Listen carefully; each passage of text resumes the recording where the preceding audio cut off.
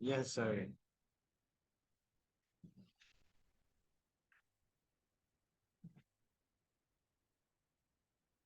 All right. So,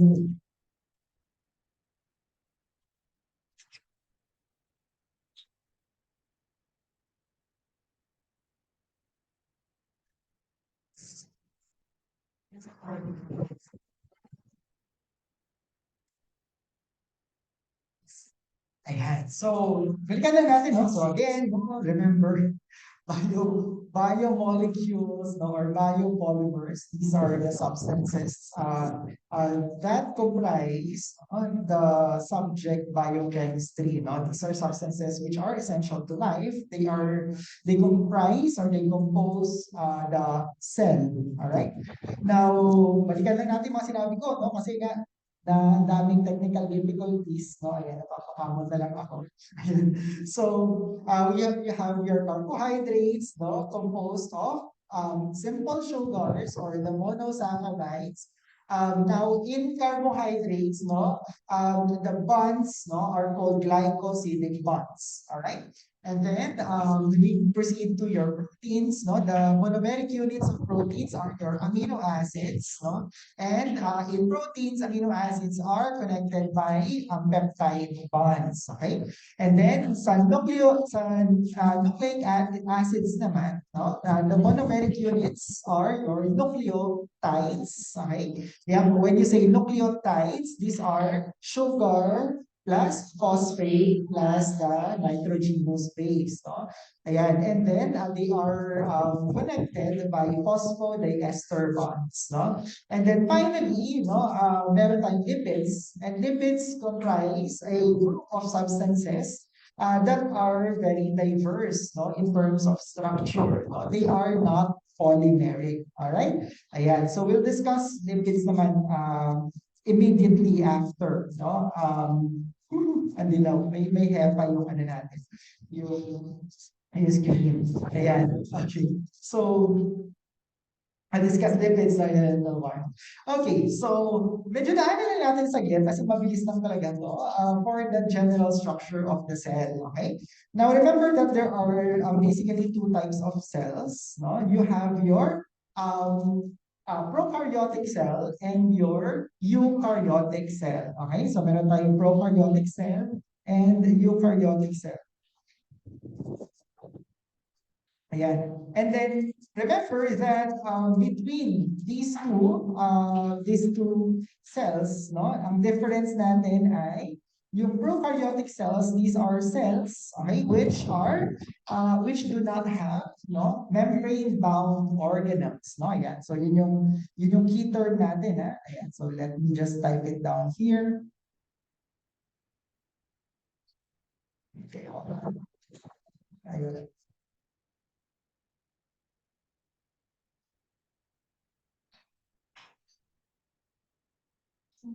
Ayan.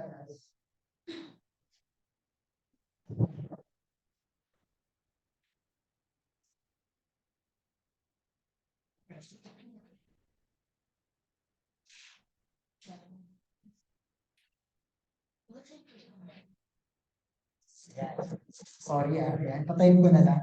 Prokaryotic cells and your eukaryotic cells.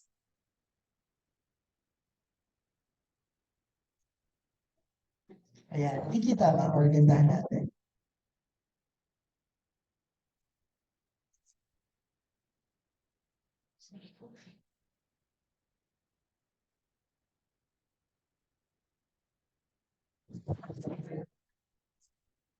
Yeah, so these are your prokaryotes and your eukaryotes. Sa whiteboard. Ayan. Tapos, I think I have a problem with my driver. No? So, hindi rin gumagalaw ito. And I'll fix it later, during lunchtime. Hindi ako nagla-lunch for that. Okay. So, ano, mano-mano lang muna tayo ngayon. Okay, and so again, no, let's differentiate these two substances. You have your prokaryotic cells and you have your eukaryotic cells. So prokaryotic cells are cells, no, containing only plasma membrane, cytosol, and a genetic material, no, which we call the nucleosomes, no. And while your eukaryotic cells, okay, eukaryotic cells are cells, no, that contain membrane-bound organelles. Okay, so yun yung key doon, no? Pag sinabing eukaryotic cells is contain membrane-bound organelles. Okay, yeah. Now take note that all living cells, no, all cells, no, are composed only of these three components. You have the plasma membrane. Okay, so whether it is eukaryotic or prokaryotic, all cells have the plasma membrane. Okay, and the plasma membrane, remember, is comprised of, ano yung laman niya? You have your lipids. Okay, yes, you have your phospholipids and your embedded proteins. No, yeah. So remember that plasma membranes, no, comprise of phospholipids, no, and proteins, no, that are embedded in the fluid mosaic, no, nature of your plasma membrane. Okay, so take note of the term. Ayan, so let me write it down here. Ayan, medyo di pa ako makapag-annotate ngayon, no? Because of my problem. Yeah, so fluid mosaic model. This is the model, that was proposed, no, on the structure of your plasma membrane, no? Fluid mosaic model. So for those who are in this room, sulat din ako dito.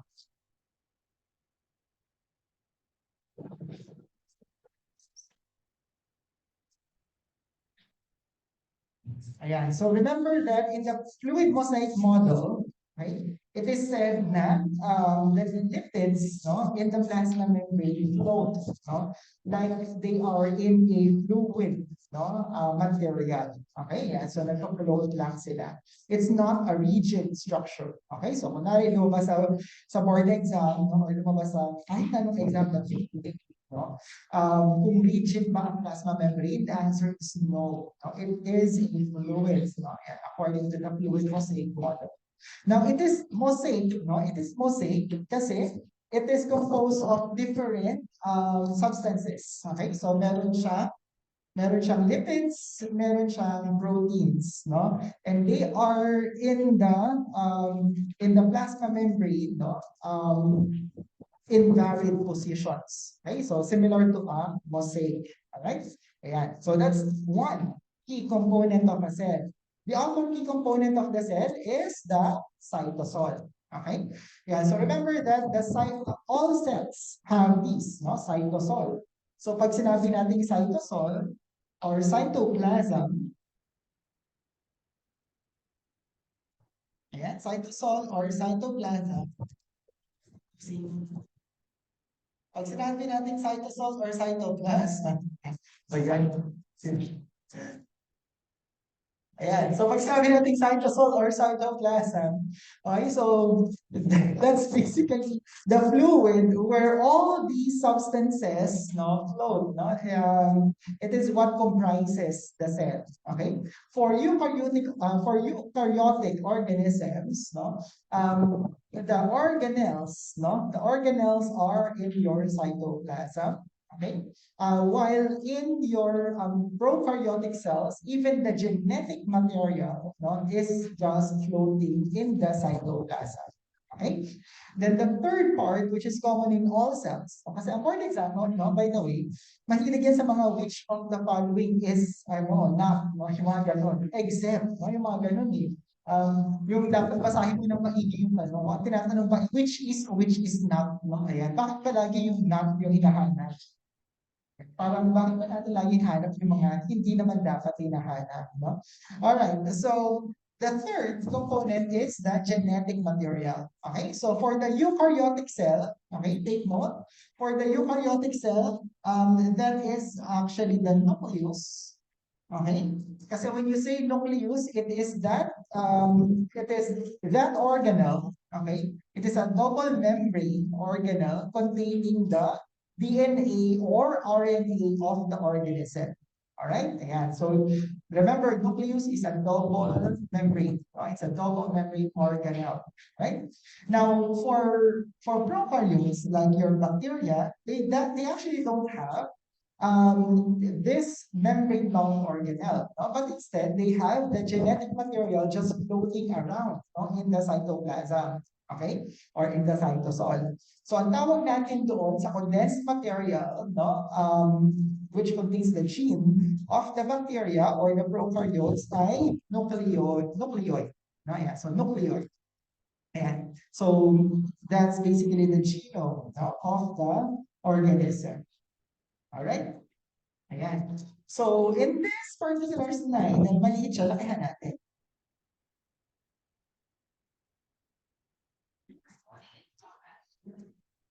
Recording is in progress.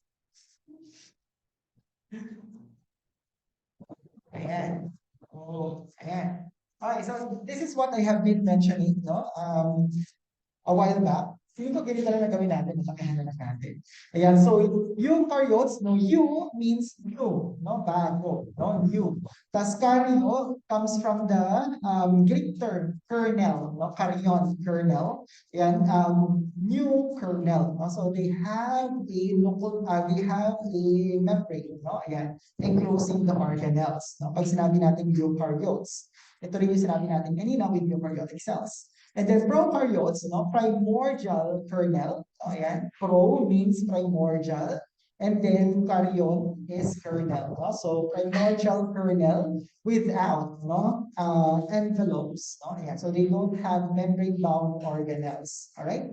Now, when we classify organisms, we actually have, no, three domains, five kingdoms, and two super domains. Oh, ayan.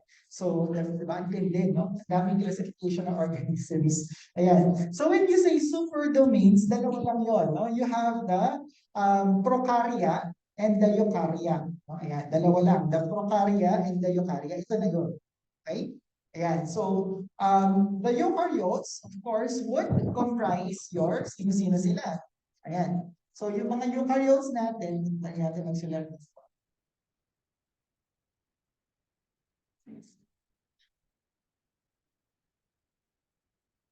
Ayan. So, your eukaryotes are what? Ayan. So, pag sinabi natin yung eukaryotes, you have your protista. Ayan. So, yung protists, no, also known as protozoans. Maliit ito, no? Protozoans. Ayan. Ayun, pwede na. Ayan, nasa ka.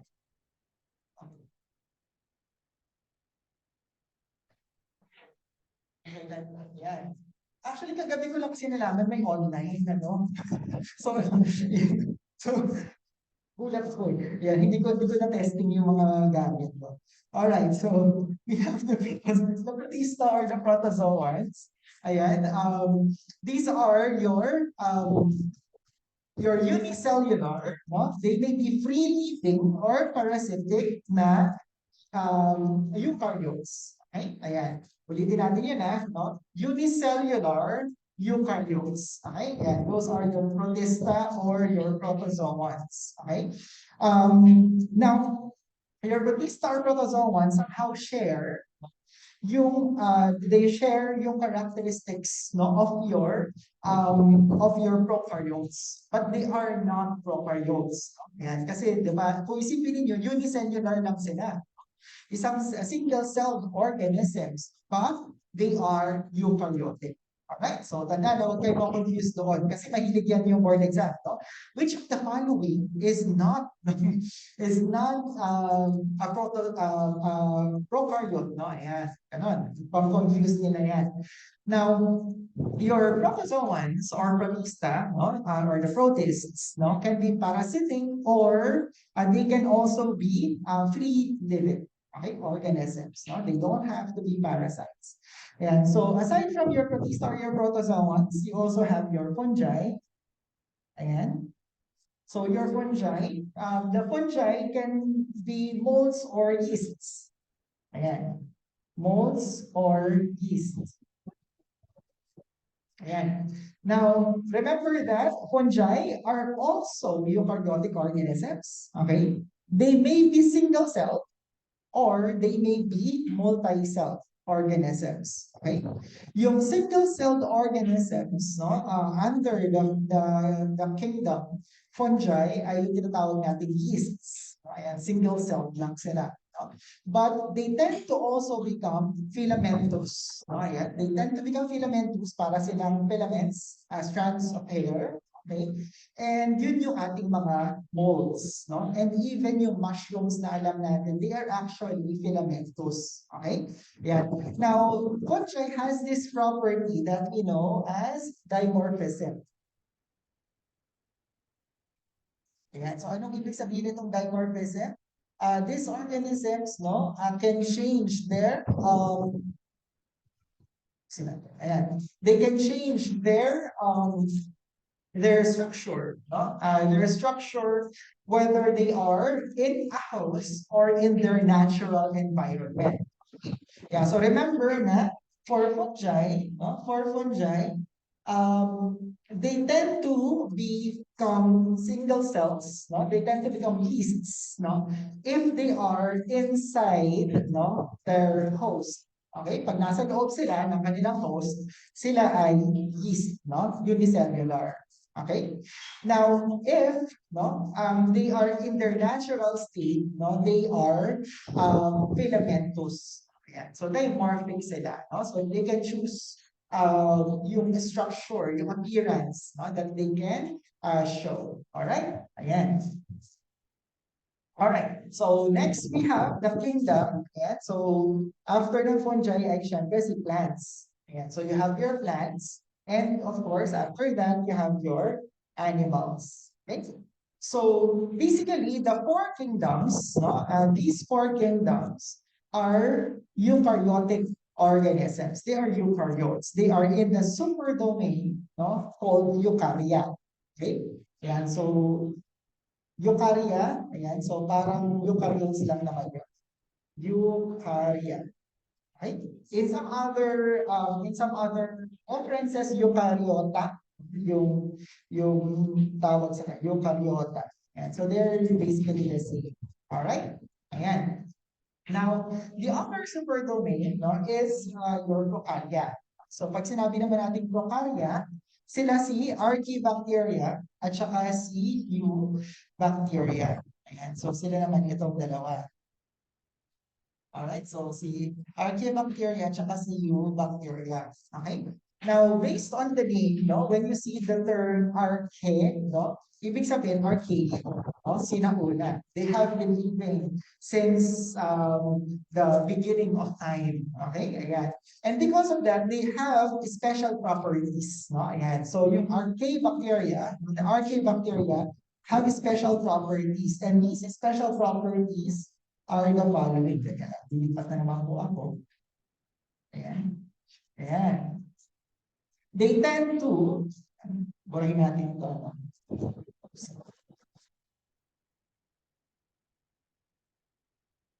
Oops.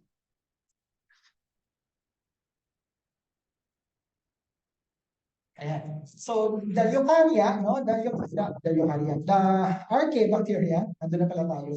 Yan. The archaebacteria, ano, are prokaryotic organisms with special abilities. No? They tend to be able to withstand extreme temperatures, and those are what you call the extreme thermophiles. Yan, so pakihan natin.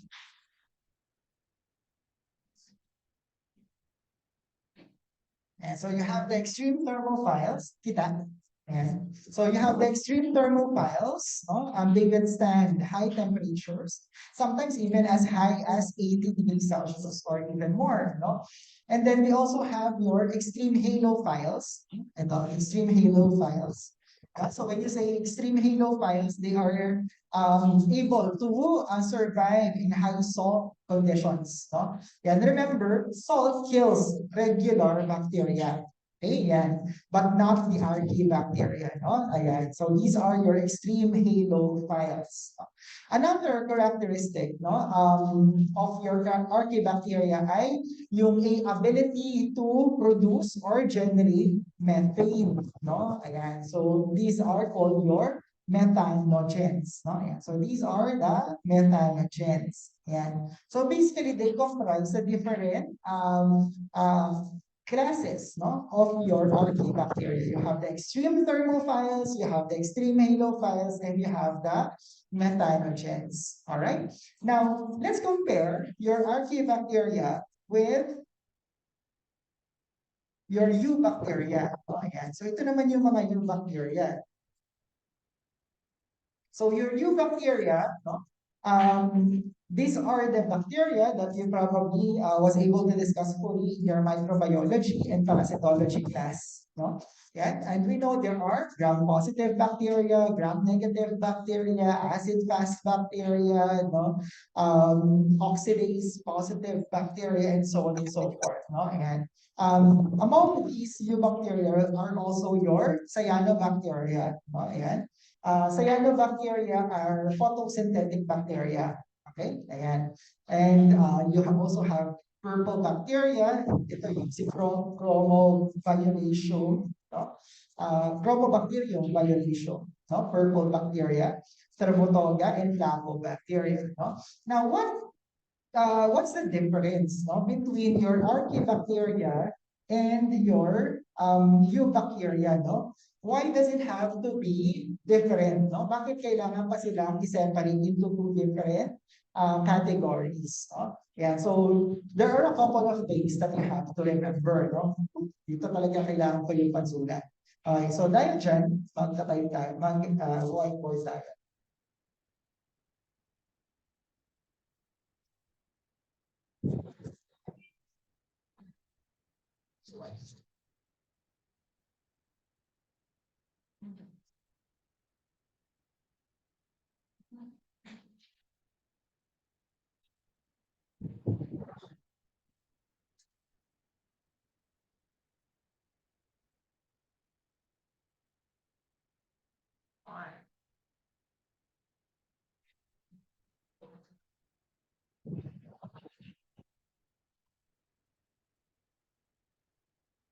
Okay, and nakikita, or lakihan natin.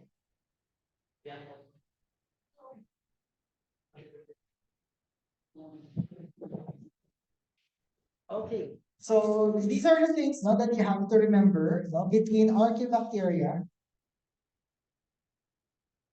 and your bacteria. Ganito ko man din ang handwriting. Okay.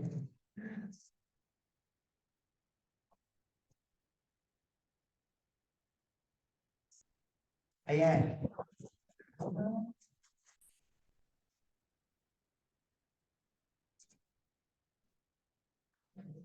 All right. So remember that the archaebacteria, no, the archaebacteria have a special cell wall. Okay. So instead of having a peptidoglycan cell wall, no, which is present in your eubacteria, so simulan na natin kay eubacteria. Remember that your eubacteria has the peptidoglycan cell wall. Peptidoglycan is also known as murine, right? And it's also known as murine. Parang okay naman pala sa laki, no? Pero kasi bagay ito sa inyo, no? Yung mga nandiyan na dito sa akin. Physical work. Pero wala na kayong mga sulat. So, bawasan natin ang.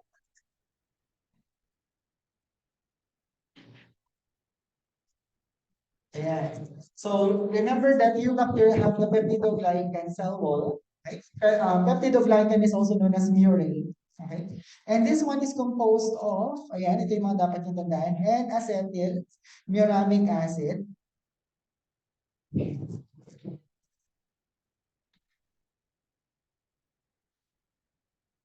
Mali na ako na Pilipino. Uramic acid and N-acetyl glucosamine. These are, ayan, So N-acetylglucosamine and N-acetylmuramic acid, no? So these are the glycosaminoglycans na tinatawag, okay? Glycosaminoglycans. Okay. So these are your N-acetylmuramic acid and N-acetylglucosamine. Okay? Ayan, now, another thing, no, that is characteristic of your bacteria is that their phospholipids are linked by ester bonds.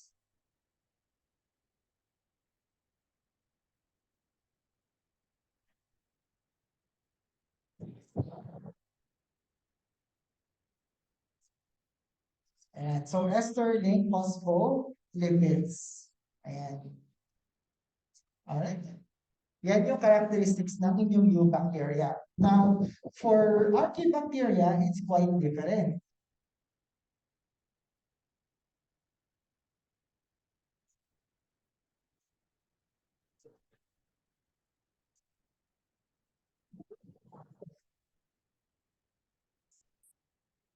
Ayan. So for archaebacteria, instead of having the peptidoglycan in the cell wall, they have the pseudopeptidoglycan.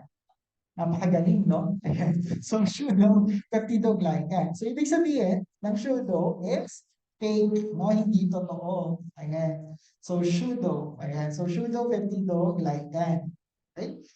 Now, because it is pseudopeptidoglycan, then it is also known as your pseudomurine. Okay? Ayan. So remember yung term na murine, no? Very important yan. Now, instead of having N-acetylmuramic acid, and N-acetylglucosamine, what is present in your archaebacteria are N-acetyl tallose amino uronic acid. Yan, and N-acetylglucosamine. All right? Yan. And instead of having ester-linked phospholipids, your archaebacteria has ether-linked phospholipids. All right? Ayan. So yan yung pinagkaiba nila. No? Now, because of the difference in the structures of your archaebacteria and your eubacteria, they tend to have different characteristics. No? Mas capable of withstanding high temperature and high salt concentrations yung archaebacteria compared to your eubacteria. Alright? So yan yung dahilan, no? Kung bakit meron tayong extreme thermophiles, extreme haliophiles with archaebacteria and not with your eubacteria. Alright? Ayan, so that's basically, differentiates the two prokaryotes. Alright? So now let's go back, doon sa ating mga classifications, which I already mentioned to you. Ayan, so pwede nang burahin pa. Ayan, bubura tayo. Ayan, okay. All right, so remember na there are two superdomains. No? Yan. So remember that there are two superdomains. You have the eukarya and the prokarya. All right? Tapos, sabi ko kanina, there are three domains. No? Ayan. So ano-ano itong domains na ito? So the three domains are this. No? So you have the eubacteria, you have the archaebacteria,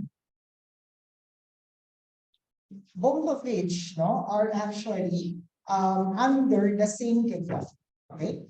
And the same superdomain, they are both prokarya. And then the third ay yung eukarya. Okay? So yung mga eukaryotes, So yan na siya. So these are the three domains. Now remember that the three domains was proposed by Carl Lewis. Ayan, si Carl Lewis. Ayan. So siya yung nag-propose ng three-domain classification of organisms. Alright?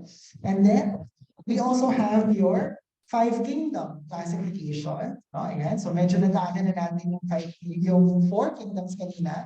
Your prokaryotes are under moneras. Ayan. So monera or moneras. Ayan. You have the protista. Yeah, the protists or the protozoans. Third will be the fungi, or the fungi. Yeah, so sabi kasi ng mga Germans, fungi daw yun, hindi raw fungi. Kasi nga, yung pag, kunwari, paano mo ba ipopronounce yung singular form ng fungi? Di ba, fungus? O, di ba? Pinalitan mo lang yung US, naging G, naging J na yung G, no? Ayan, so fungi daw. Ayan. Pero sige, doon tayo sa fungi. Okay? Ayan. Ma'am, minsan, no, minsan sinusunod na lang natin kung ano yung sinusunod lang nakararami. Alright? Yeah, but that's your fungi. These are your isa-isay natin ang monerans. These are the prokaryotes, your archaebacteria and your eubacteria. Your protista are the unicellular, okay, parasitic or free-living eukaryotes, okay? And then fungi are unicellular or multicellular eukaryotes, okay? They have the property called dimorphic property. No? They can have a mold form or a yeast form. And then, after ng fungi or fungi, we have the plantae. Eh, isa pa to, no? Maartihan dito eh, no? Ang tamang pronunciation daw ng plantae ay plantae, no? Yan, yung AE daw ay E lang talaga, no? According to classical Latin, no? Pero doon tayo sa mas magandang pakinggan. Plantae. Ayan. Kasi pangit, no? Plantae, no? Ayan. So, plantae, bili ka naman, no? Ang ganun. Okay. And then, you also have the kingdom Animalia.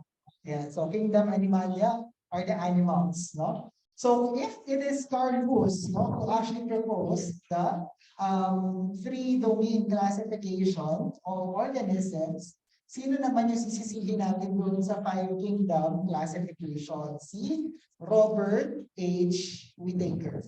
And Robert H. Whittaker. And or si R.H. Whittaker. Alright? Ayan. So he proposed the five kingdom classification.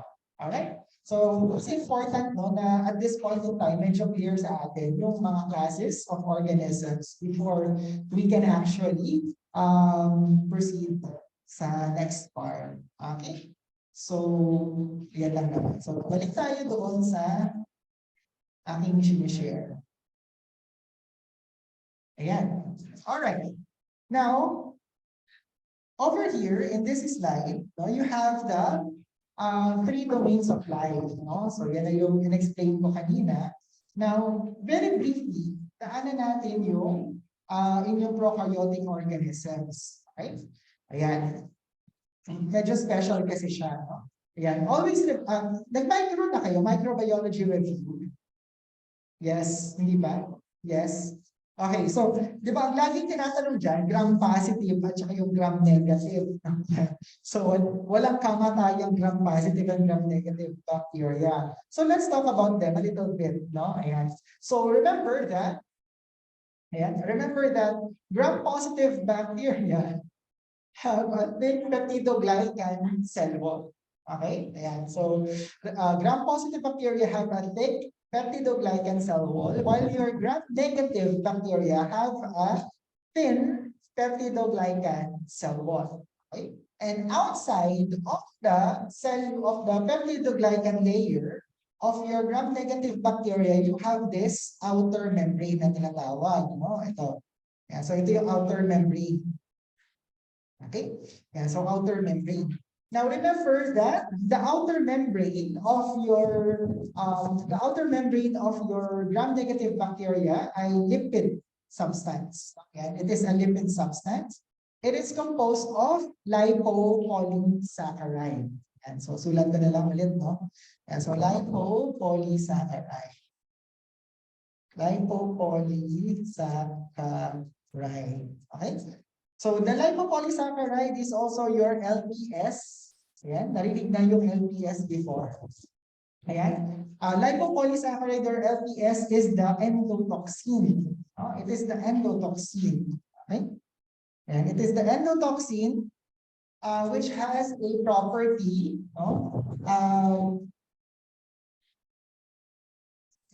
which is a property of producing fever. Okay? Kaya tinatawag rin siyang pyrogen. Okay? Yan, diba? Pyrogen, no? Another term na ginagamit natin. Pyrogen. Kasi yung endotoxin ay may capability to cause fever. Alright? Ayan. Now, the endotoxin or the lipopolysaccharide of the gram-negative bacteria is also its virulence factor. Okay? And so virulence factor kasi ibig sabihin, nagkakos kasi siya na virulence, no? Ayan. Or it attacks the host, no? When it is present. Alright? Ayan. Now, pagdating ninyo sa QC, no, malamang dadaanan nyo rin ito, okay? In the USP, we have an endotoxin test. Okay? Ayan. And ano yung, sino nakakaalala ng endotoxin test? Endotoxin test in the USP? It is your LEL, no? Ayan, LEL. Ayan, your Limulus amoebocyte Limulus amoebocyte lysate test. And bakit ito importante dito? No?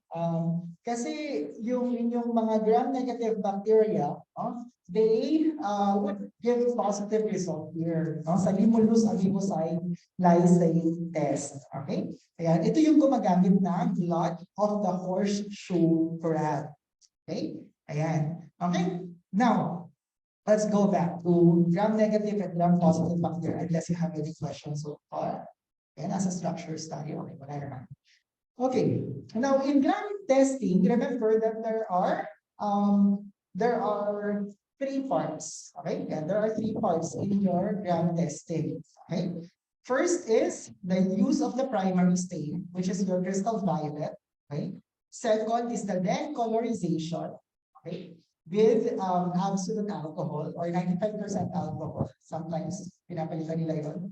And then the third is the secondary staining, no? Ayan, or the counter staining using safranin. Okay, familiar? Ayan.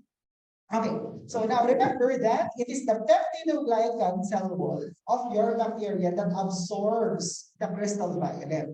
Okay? Yan. So the peptidoglycan in the cell wall of bacteria absorbs the crystal violet. Okay?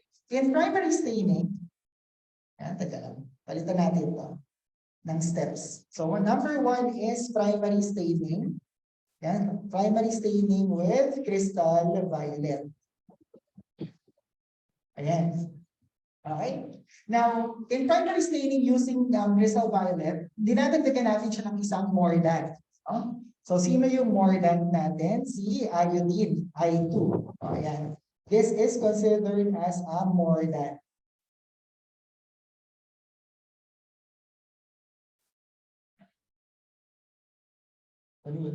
Okay. So remember na, sa primary staining you use crystal violet and iodine, no? Iodine is your mordant. No? Ayan. So ibig sabihin, it allows the crystal violet to precipitate, no, in the peptidoglycan layer to attach to it better. Okay? Yan. Next, the second step is decolorization. And then decolorization. This one makes use of ethanol, no? So, pwede 95%, no? Ay 95% ethanol for decolorization. Now, this is where the difference lies, no? Between the gram-positive and the gram-negative bacteria. Remember that the gram-positive bacteria have a peptidoglycan cell wall, makapal, no? So, dahil makapal yung peptidoglycan in the cell wall of your gram-positive bacteria, hindi siya agad-agad na tatanggalan ng crystal violet, no? Ayan, so in the thick peptidoglycan cell wall of the gram-positive bacteria, the crystal violet remains after decolorization. Okay, it's difficult to remove, no, the crystal violet stain in the thick peptidoglycan cell wall of gram-positive bacteria. But for gram-negative bacteria, it's different, no? Remember, yung outer membrane of your gram-negative bacteria ay lipid. The lipid is dissolved in ethanol. No? Ayan. The lipid, the lipopolysaccharide, will be dissolved in ethanol, exposing the thin peptidoglycan layer of your gram-negative bacteria. All right? Hence, the crystal violet in the thin peptidoglycan cell wall of gram-negative bacteria gets decolorized by ethanol. Sumasama doon sa ethanol. Nadi-dissolve din siya. All right. Thus, at this point, no, after decolorization, your gram-negative bacteria is colorless. Okay. Your gram-positive bacteria is color blue, no, the color of crystal violet, blue or violet. All right. So that's the reason why we place the next stain, which is your counter stain. The counter stain is your safranin. Ayan. So kita ba? I-next, i-enter ko na lang. Safranin. Okay? This one is colored red or pink in color. No? Yeah. Now, remember that at the point, at step number 2, your gram-negative bacteria is colorless. Okay? So when you add the counter stain, the peptidoglycan cell wall of your gram-negative bacteria will absorb the safranin, making the gram-negative bacterial cells pink or red in color. Tama? Okay? Samantala, no, your gram-positive bacteria still has that blue color. Hindi natanggal yung blue color niya. Alright? Now, dahil hindi natanggal yung blue color in your gram-positive bacteria, even if you add a counter stain, which is red, hindi mo makikita. No? You don't get to see, no, the red color of safranin kasi it doesn't have any much contrast, no? Wala siyang contrast doon sa blue color, okay? Di ba, pag mapapatong lang yung kulay, kaya medyo violet yung makikita ninyo, no? Under the microscope, alright? Yeah, so that basically explains the gram staining, which differentiates most bacteria into gram-positive and gram-negative bacteria. And I believe, no, meron din naman kayo in your microbiology na tungkol naman sa acid-fast bacteria. No? Yan. So, ang impart ko lang sa inyo sa acid-fast bacteria na may kinalaman sa biochem ay yung outer membrane niya. Yan. Yung outer membrane ng inyong acid-fast bacteria.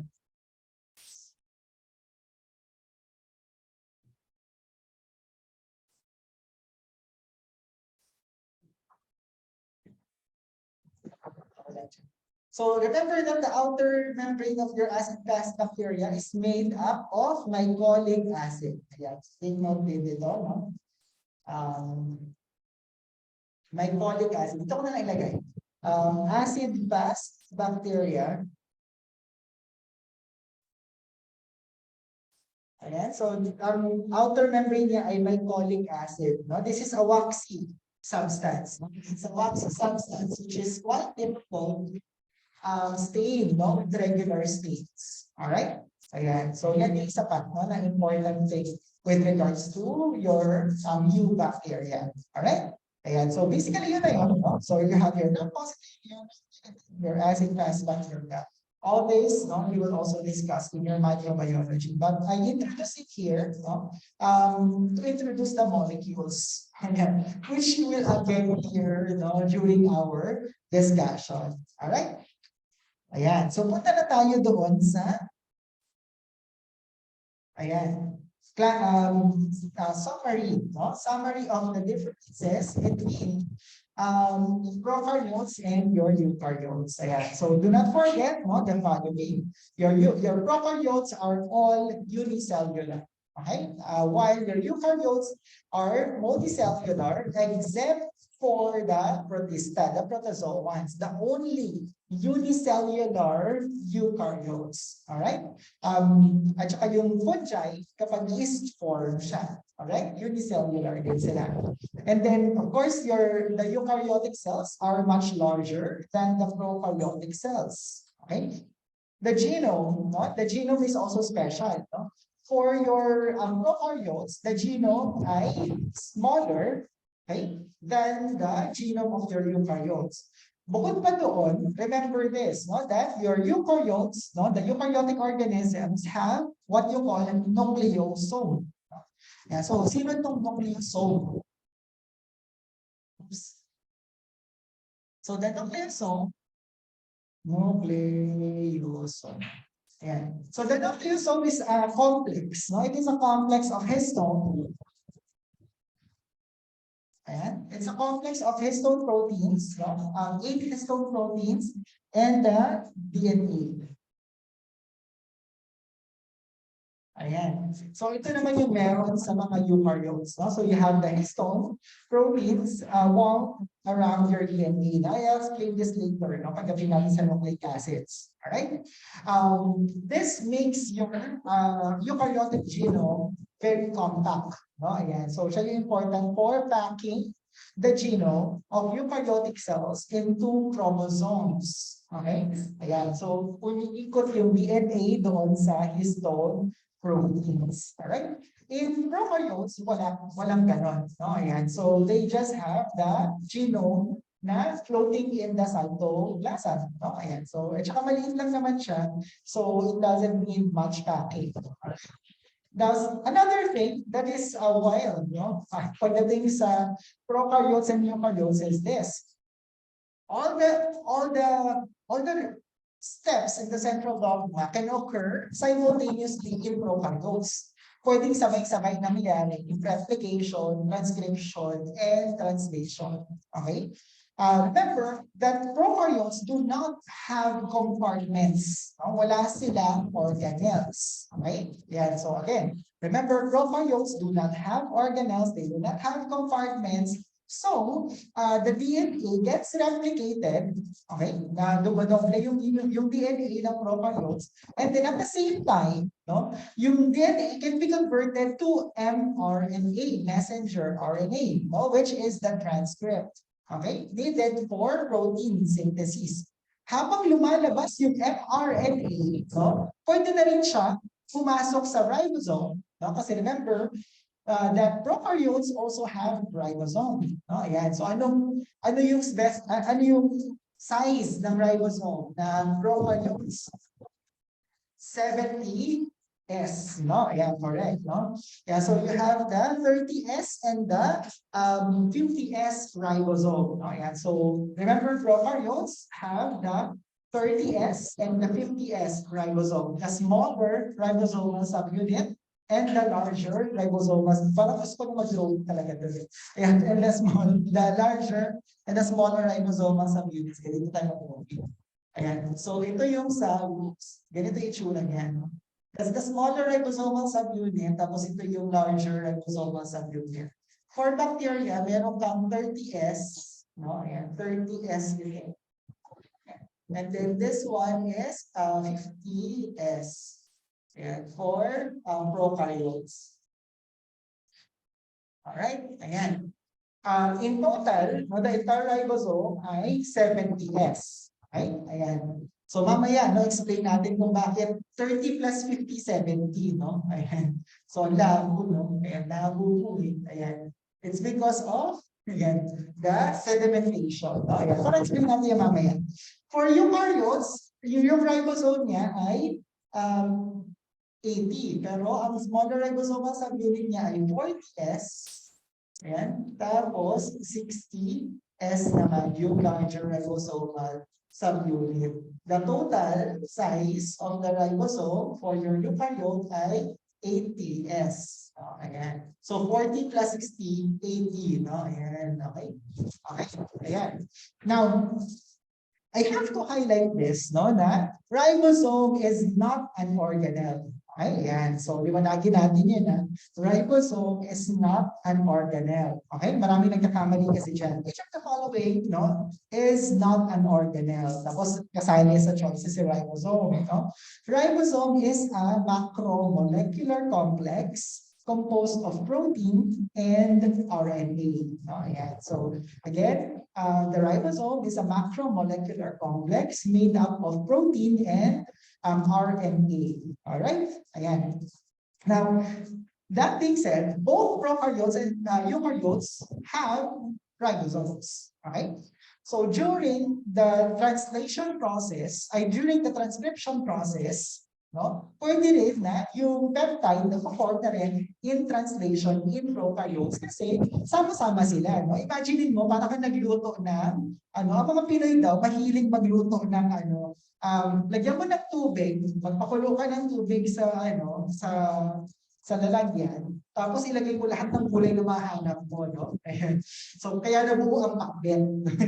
So, yung pakbet, no? Kaya, ano pa ba yung mga usok ano yun? Bulaklak sa Batangas, no? Ayan. Although hindi ako rin magluto. Basta ihalo-halo mo lang daw yung mga gulay, no? Yun na yun, no? Meron ka ng ulam, no? Sa Western daw, sa Western countries, no? Lulutuin muna nila yung isang part, tapos isang part ulit in another pot, tapos sa kanila paghahaluin, no? Sa plato, no? Ayan. Ganun daw, compartmentalized, no? Ang mga Pinoy para tayong prokaryotes, no? Ayan. So, so lahat ng lahat ng bagay, halo-halo lang. Ganun din yung bacteria, no? Ayan, so everything is there. So everything can happen all at once, no? Your replication, transcription, and translation can occur simultaneously. For eukaryotes, hindi. No? Because of the compartmentalization, okay, the DNA is replicated inside the nucleus, okay, then the mRNA transcript exits the nucleus and goes into the cytoplasm, okay? And then in the cytoplasm, it can interact with the ribosome for the translation. All right? Ayan. So hindi pwedeng sabay-sabay nagaganap yung processes, no, in the central dogma for your eukaryotes. All right? Another difference between prokaryotes and eukaryotes ay yung cell division. For prokaryotes, there is what you call fission or bonding. No? Ayan. So basically, you have a mother cell, no, producing daughter cells which are identical, no, to the mother cell. No? Ayan. So yun yung ibig sabihin natin na fission or bonding. Okay? Ayan. So yung daughter cells are identical, no, to the mother or the parent cell. All right? That is why we have what you call colonies of bacteria. No? So bawat colony of bacteria, the visible manifestation of bacteria ay clones, no, of the same mother cell. All right? Yeah. Now, remember that prokaryotes do not have mitosis. Although, alam natin kasi yung term na mitosis, no, is also producing two daughter cells from a mother cell. No? Di ba? Pareho lang ng definition. But bonding and mitosis are different, no? Because there is no cytoskeleton, no? There is no alignment, no? There is no alignment of chromosomes or what you call the chromatids in prokaryotes. Okay? Sa eukaryotes, yes, no? Pag sinabi natin mitosis, no? Pag sinabi mitosis, ito yung nagkakaroon ng metaphase, di ba? Na nagkakaroon ng alignment of chromatids para bago mag-separate yung cell into two. Alright?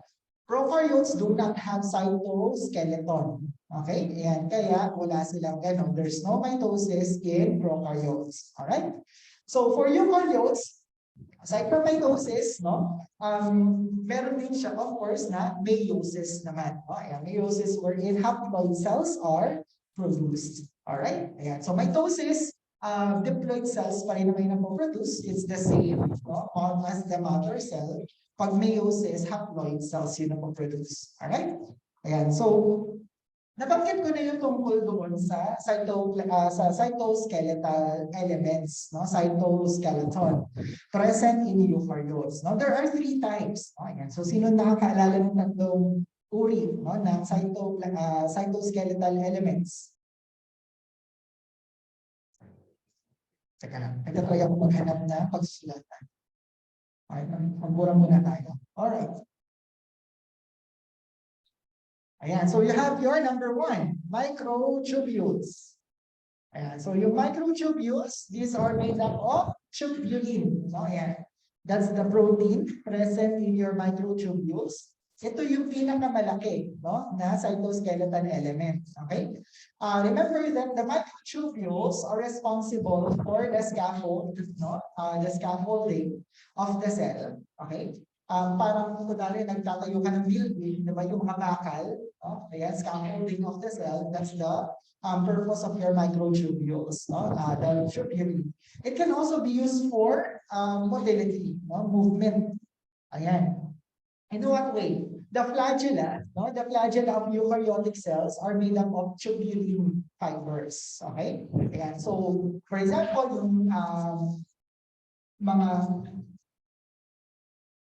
yung mga sperm cells, for example, o kaya yung iba pang sex cells of other eukaryotic organisms, meron silang flagella. Okay? Yan. So yung flagella nila ay gawa sa tubulin. fibers. Alright? Kaya sinasabing for motility yung microtubules.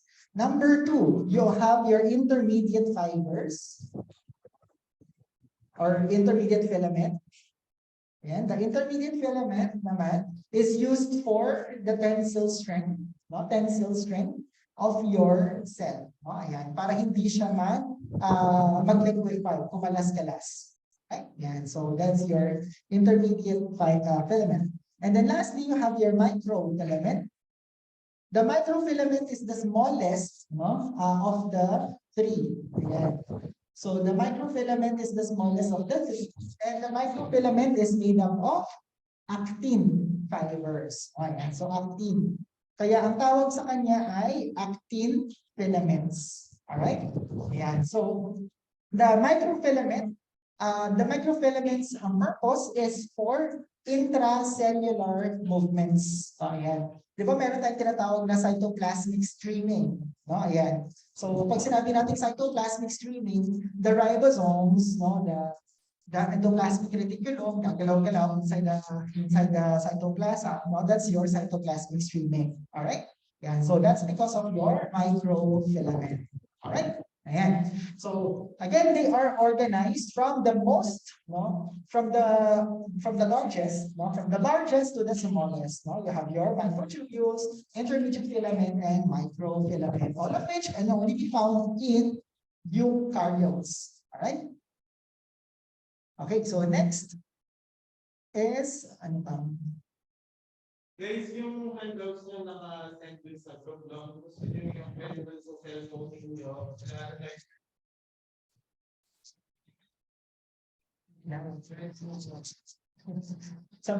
Parang ito, after dito tumingin kayo tumingin kayo sa green foliage sa labas. Yan, para ma-freshen yung mata ninyo. Yan. Kasi bakit pakilabas nyo dito, no? Tingin nyo sa isa't isa ko. May hepang ka. You have a lot of bilirubin in your skin. Ayan. Pagandahin nyo naman, no? Kaya kasi pakinggan mo, may hepa ka. Sabihan mo lang, you have a lot of bilirubin in your skin. No? It shows. Para may natutunan tayo sa biochem, no? Yeah, kasi bilirubin is responsible for the skin and eye coloration ng my liver disease. Right? Okay. So next. Ito paulit-ulit ko na sinasabi, no? Membrane-bound organelles can only be found in eukaryotes, but not in your prokaryotes. And then finally, for metabolism, okay, remember that your prokaryotes do not have mitochondria. Okay? So, saan sila nagpo-produce ngayon ng energy? Or paano sila nagpo-produce ng energy? They have oxidative enzymes that are bound in their plasma membrane.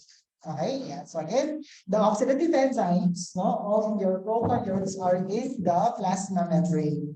Dahil wala silang mitochondria. The eukaryotes have mitochondria, no? And it is ang walang kamatayan, mitochondria, or mitochondrion is the works of the cell. Di ba laging ganyan? No? So, na ako sa term na yan. So, it produces energy for the cells through oxidative phosphorylation. Okay? Which we will discuss later on. Ayan. Okay. So, now, let's proceed. Ayan.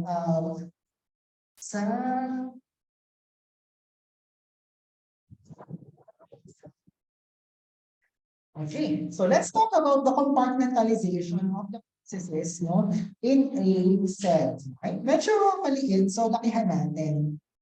Ayan. So bago ang lahat, let us first identify some parts of your cell which are important. Yes. So let's proceed to your smooth endoplasmic reticulum. Kasi tapos na tayo sa cytoplasm. Ayan, lakihan na lang natin. So remember that you have two endoplasmic reticulum. Okay? You have the smooth and you have the rough endoplasmic reticulum. Okay? So remember, rough is for ribosome. Okay? Yan. Di ba? RR. No? Kaya siya rough dahil yung butlik-butlik sa kanya ay yung ribosomes. Okay? And ribosomes are the macromolecular complexes required for protein synthesis. No? In other words, rough endoplasmic reticulum is for protein synthesis. Alright? Next, you have your smooth endoplasmic reticulum. Ito na explain ninyo, no? Pag lumabas ka ng bahay, ay lumabas ka ng ng kwarto na makinit, no? Tapos, pinagpawisan ka na, no? Pinagpawisan ka na hulas na yung mukha mo. Ang oily ng skin mo, girl, nag-smooth ng skin mo, no? Ayan, diba? Ayun. So kasi, yung oil, no? Kasi oily na, parang ako. No, ayan. Smoothness na because of the oil. No? So smooth endoplasmic reticulum for lipid synthesis oil. No? Ayan. Okay, so next we have your peroxisome. Ayan, nandun. Ayan. So peroxisome. The peroxisome naman contains enzymes, no, that can detoxify certain substances, particularly the organic peroxides or even hydrogen peroxide. Okay, kaya siya tinawag na peroxisome. And these peroxides are usually produced, no, during fatty acid catabolism. All right, so kailangan yung detoxification by the peroxisome. So next is, ayan, so tingnan lang natin yung mga dito natin na pag-usapan. And the Golgi complex. And so the Golgi or the Golgi complex. Ayan. Remember that it packages the macromolecules. No? Ayan. It packages the macromolecules. It is where, for example, glycosylation of proteins happen. Okay? Yung mga modifications, no, in the biomolecules happen in the Golgi complex. Ayan. Next, we have the lysosome. No? Ayan. So yung lysosome naman, you have the lytic enzymes. No? Ayan. Kaya siya tinawag na lysosome. No? Lytic enzymes are present in this vesicle. No? And normally, the lysosome acts acts to recycle, right? To recycle the substances, no? Or the cells, no? The useless cells, no? Or yung useless macromolecules, no? Na produce in excess. Okay, so kailangan natin i-recycle yung kanilang monomeric units, pumapasok sila in the lysosome.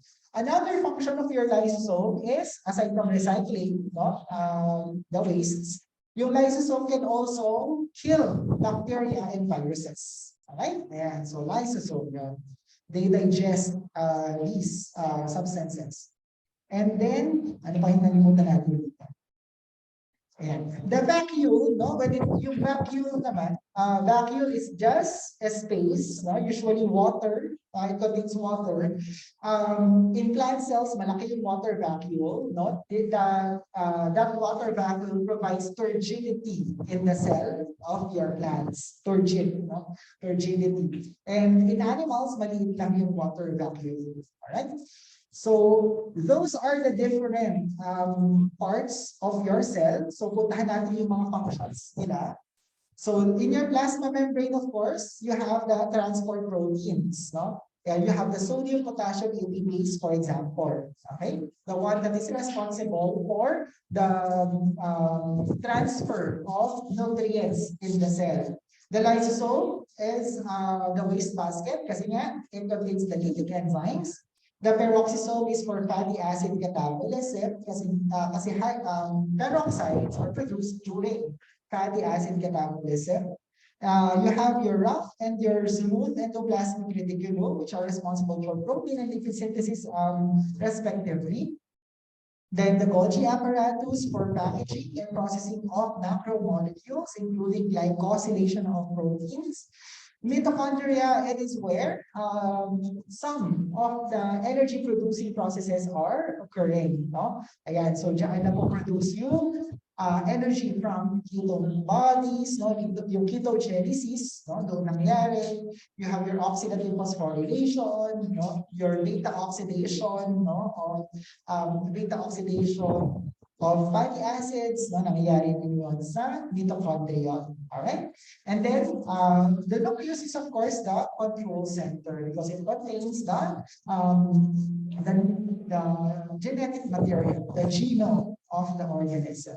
Alright? Ayan. So, yan yung mga important compartments of our cell. Alright?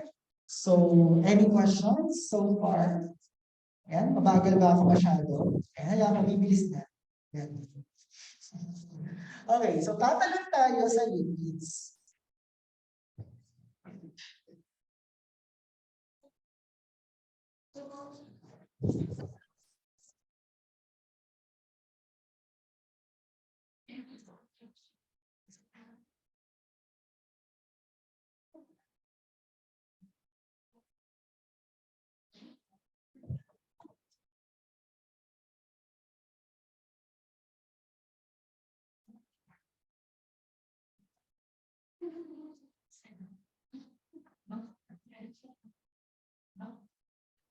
Ay, hindi na ako nagpa-break pero pwede kayo lumabas.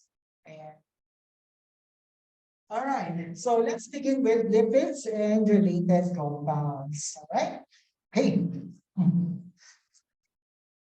Now, for our discussions, no, um, ang pinaka-outline natin would be, first, we'll talk about the structure, no, of these biomolecules. We'll talk about their common uses or functions. Tapos, their biogenesis or their biosynthesis, and then their metabolism. All right? Ayan. So basically, yung basic outline of our discussions. All right? Ayan. So remember that lipids. Ayan. So lipids are actually comprised, yan, nabulol ako doon. They are comprised of substances having different chemical structures. Okay? Yeah, so they are a heterogeneous group of compounds, okay? Which are only related by their physical properties rather than their chemical properties. Alright? So, ibig sabihin, iba-iba yung chemical structures nila, pero pare-pareho yung kanila physical properties, no? Remember that only two properties, no? Only two properties tend to compose, no? Or combine your lipids, no? Ayan. Number one is their phobicity. No? And they are hydrophobic. No? They do not mix well with water. They are water insoluble. Okay?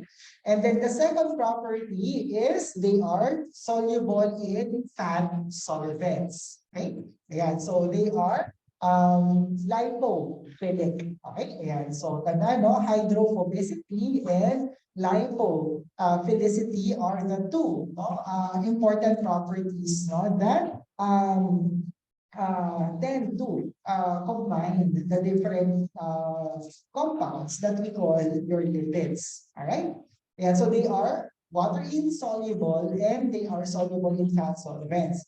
Now, when we say fat solvents, no, sino-sino ba yun? Fat solvents are your magsimula tayo sa pinaka non-polar. You have your hexane. Ayan. So you have your hexane, you have your petroleum ether, diethyl ether, acetone, and alcohol, ethanol.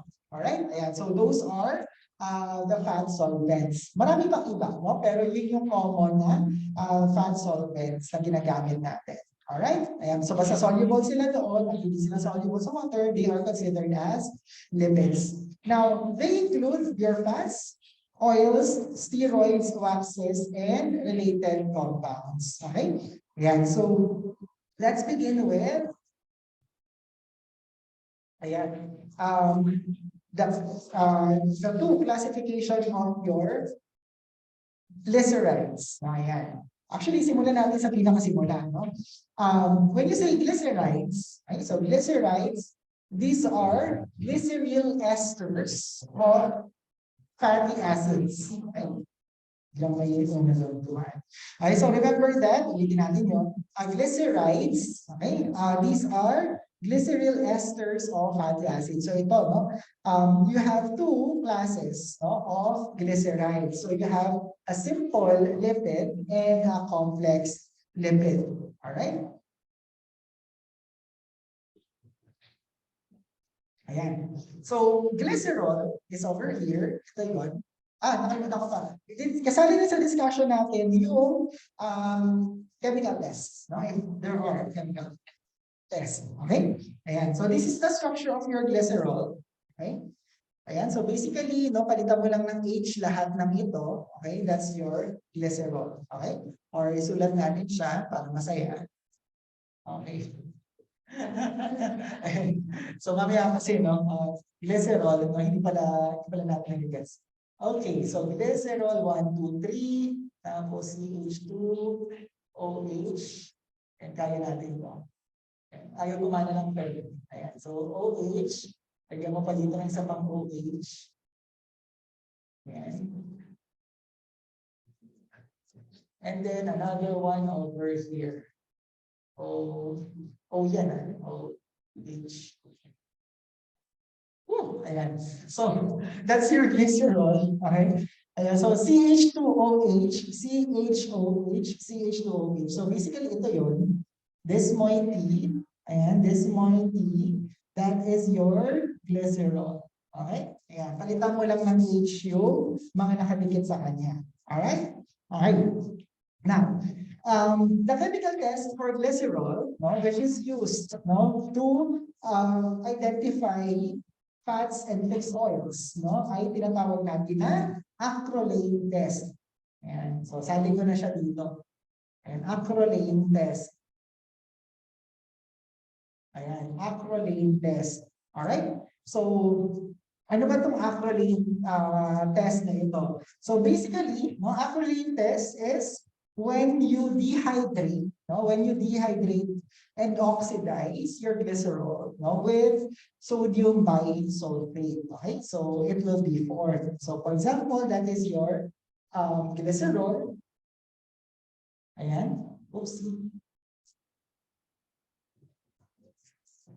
Sana after lunch gumana na ang mga dapat gumana. Okay, so this is your glycerol. It will be oxidized to this structure. This is aldehyde group. Ayan, so CHO. Ayan. Tapos, madidehydrate siya. CH2, ayan. Ayan, CH2 yung dulo. Okay? Ayan, so that is your acrolane. Ayan. So, familiar naman sa skeletal structure of compounds.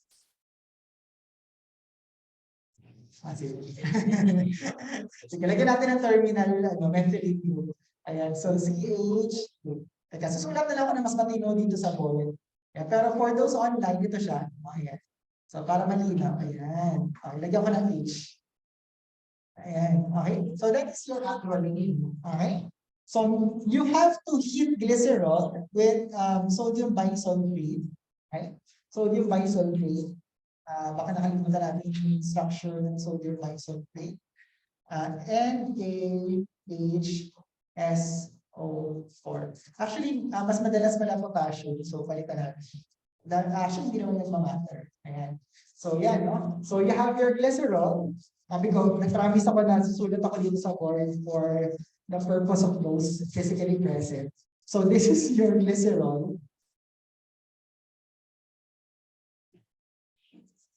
Tapos you boil this with potassium bisulfate. Ayan. And you produce your acrolane. So yung acrolane ay ito siya. This is aldehyde group. Sumabra ako ng carbon. And tapos, this is H. This is carbon. Tapos CH2. Ayan. Okay? So, or structure niya ay CHO. Tapos ganyan. This is acrolane. And don't worry, those who are online, kung ano yung nakasulat dyan sa board, yan din yung sinulat ko sa whiteboard. Okay? Ayan. Clear? Yeah, now, the acrolane has a distinct smell. Okay? So, the acrolane has a distinct smell. Mabaho. Okay? Ayan. So, this test will actually, you have to sniff, no, the smell para malaman mong may fat or fixed oil na present in your sample, no, through the acrolane test. Alright? Ayan. Now, going back to what I was saying, no, ang pinakauna natin dinidiscuss, ito, no, isusulat ko na lang muna sa board para lang meron din ako sinusundan na structure. Ayan.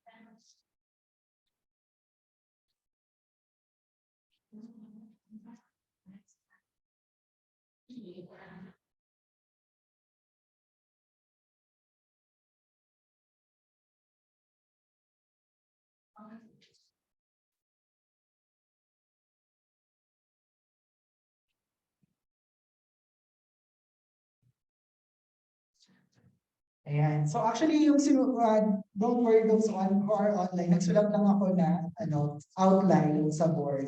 Okay? Para hindi ako na-confuse kung saan na tayo. Alright. So let's begin with the triglycerides. Ayan. So when you say triglycerides, these are glyceryl esters. Okay? Yeah, so yun lang naman yung pinaka ibig sabihin. Actually, gawin natin siyang mas generic, no? Pag triglycerides kasi, ibig sabihin there are three fatty acids, no, present in the glycerol molecule. So, pag tinanggal ko yung tri, ginawa kong acyl, no, glycerides, ibig sabihin at least one fatty acid is present in the glycerol molecule. All right?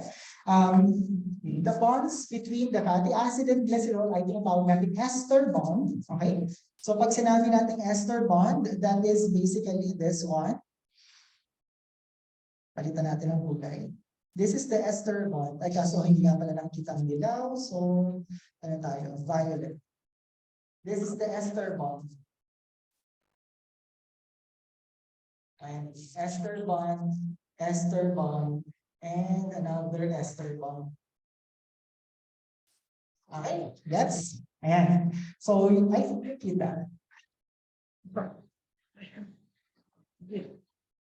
Belum kita dyan. Ito. Ayan, kita na. Alright, so that's the ester bond. Ito. Okay? Again, pag sinabi natin acyl glycerides, okay? When you say acyl glycerides, they are fatty acids esterified to glycerols. Pag tatlong fatty acids yung nakakabit sa kanya, you call it triglyceride. Okay? Kapag generic, no? Acyl glycerides. Alright? So, your acyl glycerides can be a simple lipid na tinatawag. No? For example, you have here a triglyceride. Kasi all the three substances esterified to the glycerol molecule ay fatty acid. Kaya simple siya. Alright? Now, take note na yung triglyceride, no? Yung triglyceride, pwede rin siyang magkaroon ng mixed, no? Yan, pwede siyang maging mixed triglyceride. Okay? So, when you say mixed triglyceride, iba-ibang fatty acid yung nakakonect doon sa glycerol molecule. Alright? Ayan, so for example, in one carbon, you have stearic acid. In another carbon, you have oleic acid. In another carbon, you have palmitic acid. Alright? Ayan, so it's a mixed triglyceride. Alright? Pero kapag pare-pareho lang, ayan, so yun yung simple na triglyceride. Okay? Ayan. Now, aside from your simple lipid, you have your complex lipid, ayan, which is this one. Yeah, so in the complex lipid, you have, for example, a lecithin. No? Now, a complex lipid is basically a lipid, no? A glyceride, no? An acyl glyceride, that aside from esters of fatty acids and glycerol, you have phosphoester linkages, no, with another alcohol. Okay? That alcohol may be any of the following. No? It may be inositol, it may be serine, it may be glycerol, no? Sino pa kulang ko? It may also be choline. No? Ayan. So may slide ako for that. No? Ayan. Okay, so basta ang dapat yung tandaan with the complex lipid is that aside from fatty acids esterified to the glycerol molecule, no, there is a phosphate ester bond, okay, with another alcohol, no, with your glycerol. All right? Ayan, so that's a complex lipid. An example is here yung lecithin, no? So yung alcohol na nakakonect sa kanya, ayan. So, bilugan muna natin yung mga dapat bilugan. This is your glycerol. Ayan, so this is your glycerol moiety. Ayan, so yan yung glycerol moiety. Tapos you have here the fatty acid. Ayan, ito yung fatty acid connected via ester linkages. Ayan. And then, meron kang phosphate. Ayan, palitan natin yung color.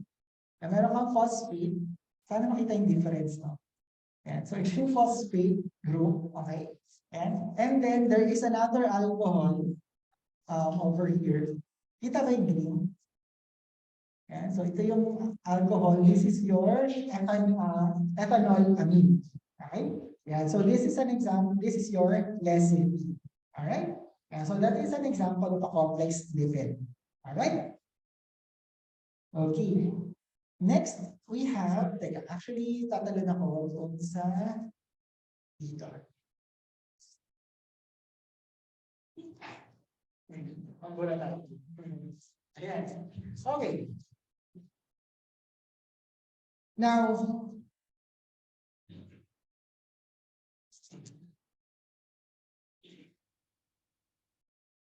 yeah, so let's go back to the definition of your triglycerides or your triacylglycerols. Ayan, so meron kang fatty acids and then you have your glycerol. Okay? Now, what do you call the reaction between an alcohol like glycerol and yung fatty acid? Anong tawag sa reaction na yun in your organic chemistry? It's called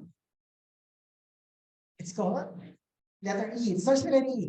S, correct. Esterification. No? Ayan. Kasi nga, no, the bonds that are formed between glycerol and the fatty acid ay tinatawag natin na ester linkages. Alright? Gets? Ayan. Now, meron pang isa pang test. Ayan. So mga triacylglycerols. Okay? So ano yung isa kanina? Acrolein test. No? It is a test for glycerol, for the presence of glycerol. Alright? Now, there's another test, no, for your triglycerides, no, and it is salt formation. Okay? Ano naman yung salt formation? Okay? So, when you hydrolyze, no, under alkaline conditions, your glycerides, okay, they would form the sodium or potassium salt of the fatty acid. Okay? So, ang sinasabi ko na, no, is that pag binaliktad natin ito, and so let us reverse the process. And so pag binaliktad ko ito, I have here the ester. Oops. Ayan.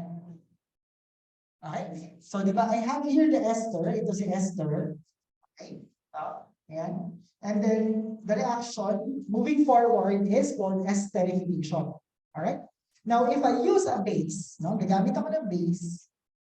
Let's say potassium hydroxide or sodium hydroxide, KOH, or sodium hydroxide.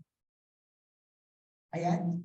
The esters, no, will be converted to sodium or potassium salt of the fatty acid. And that is your soap sa body.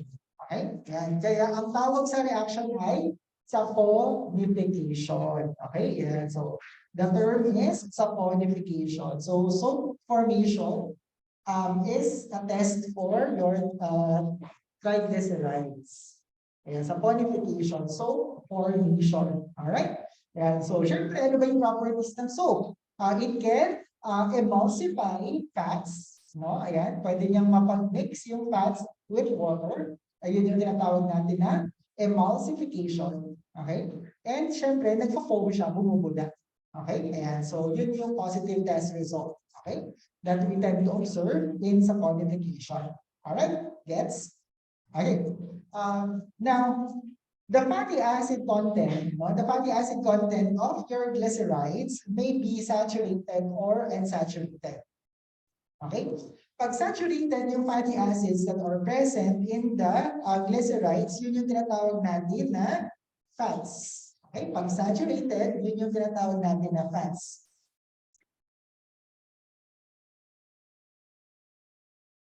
Ito. So pag saturated, ang tawag natin sa napoproduce niya ay fats.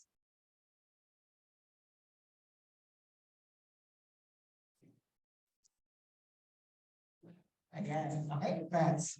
And then, kapag unsaturated naman yung fatty acids that are found in your triglycerides, that's where you have your fixed oils.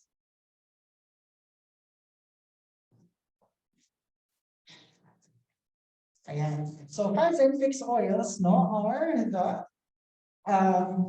triglycerides, no, that we know. Okay? So ngayon, pag-usapan natin ng maigi yung fats and fixed oils. Okay? What do we know about these triglycerides? Okay?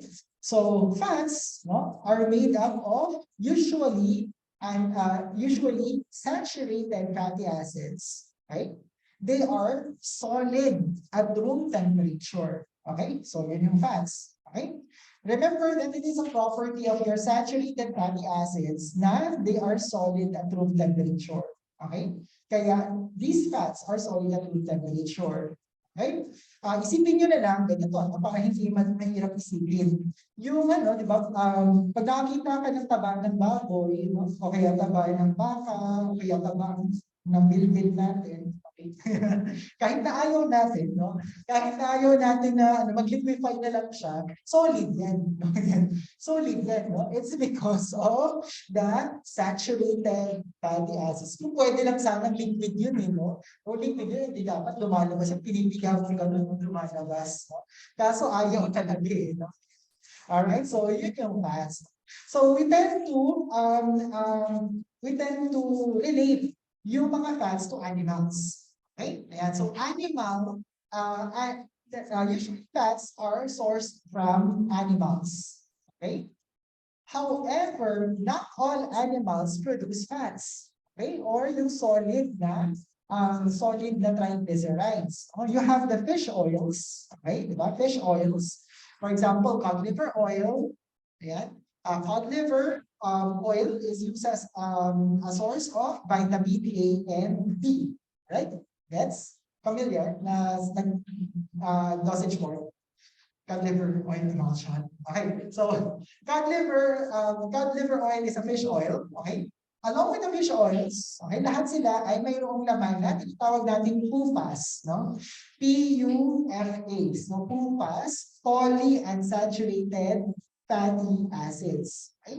Ayan, so because they contain polyunsaturated fatty acids, fish oils are liquid at room temperature.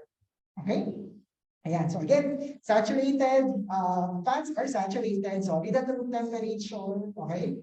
They usually come from animals except for cod liver oil, no? Which does not really contain fats, no? Because of high amounts of polyunsaturated fatty acids, they contain fixed oils. Alright? Now, pag sinabi naman natin fixed oils, so kabaligtaran ng lahat. Okay? So the fatty acid present in your glyceride ay unsaturated. Okay? Unsaturated. They are liquid at room temperature, di ba? Pag nagluto ako, yung mantika na gagamitin ko, vegetable oil, lauric oil, palm oil, canola oil, pag mayaman-yaman, olive oil, no? Yan. Pag mas mayaman pa, extra virgin olive oil. Yan. So, di ba, pag ano talaga no? Pag may money to spare, no? Extra virgin olive oil in my salad. No? Yan. So why is my salad, no, ayan, green, no? It's because of extra virgin olive oil.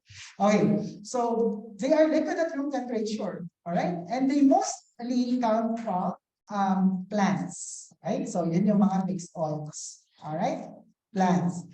Except, yeah, meron na naman tayo except. All of them are liquid, no? All plant oils are liquid except for your cocoa butter, no? Ayan, si theobroma oil na tinatawag. Okay, so familiar with theobroma oil or cocoa butter. Ayan. So, yeah, sulat natin dito.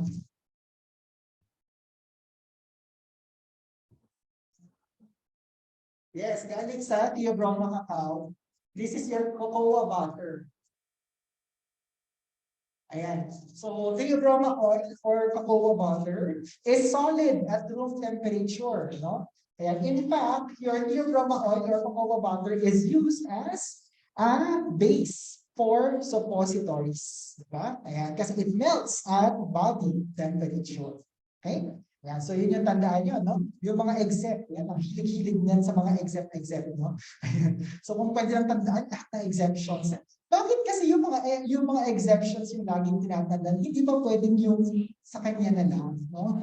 Lagi mo hinahanap yung wala, no? Okay, so hugot na naman, no? Okay, so that's the difference, no? Now, ano pa yung sasabihin mo? Okay. Yan. Okay. So sa realm ng biochemistry, hanggang doon lang tayo. No? But in PICO, no, in pharmacognosy, meron pang isa kasi, waxes, pero hindi naman siya kasali dito. So focus na lang muna tayo sa dalawa yan. So you have your fats and your fixed oils. No? There's another test. Ayan, so there's another test for your fixed oils, no? Your fats and fixed oils. Okay?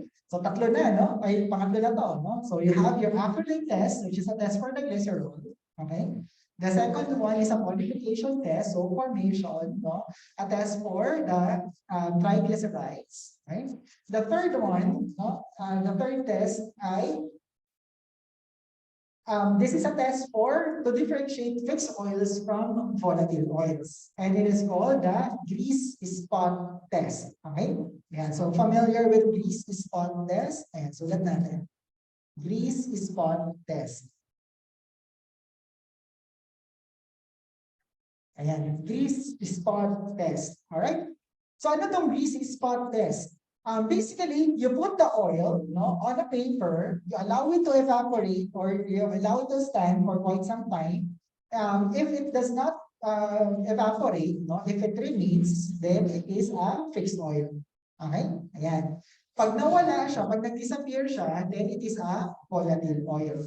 Alright? Ayan. So this test is a test to differentiate fixed oils from volatile oils. That is where, no, sa test na ito, nanggaling yung term na fixed oil. Okay? Fixed. Kaya siya fixed oil kasi naka-fix sa papel. Correct? Hindi siya nawawala sa papel. No? Yung fixed oil, parang fixed assets. No? Dapat hindi nawawala yung fixed assets. Pero yung iba, inuuwi yung yung refrigerator, inuuwi yung electric pan. So, fixed assets na nawawala. No? Ayan. Lalo na pag sa gobyerno. I worked in UP before. So, medyo alam natin yung mga kalakaran. Alright. Now, we are done with your simple lipids, no? Yung triglycerides. Punta muna tayo doon sa inyong fatty acids for us to understand better, no? These fatty acids. Right? So, medyo marami ito.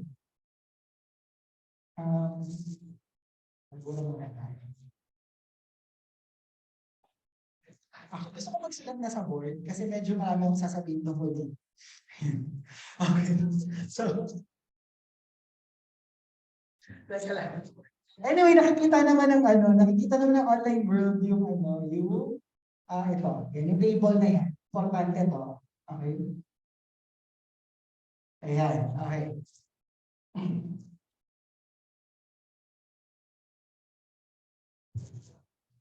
Now, we have the saturate. Dahil di makita ng mga nasa physical world, magsusulat ako sa board for those who are here present right now. Pero yan din yan. Right? Going natin ito.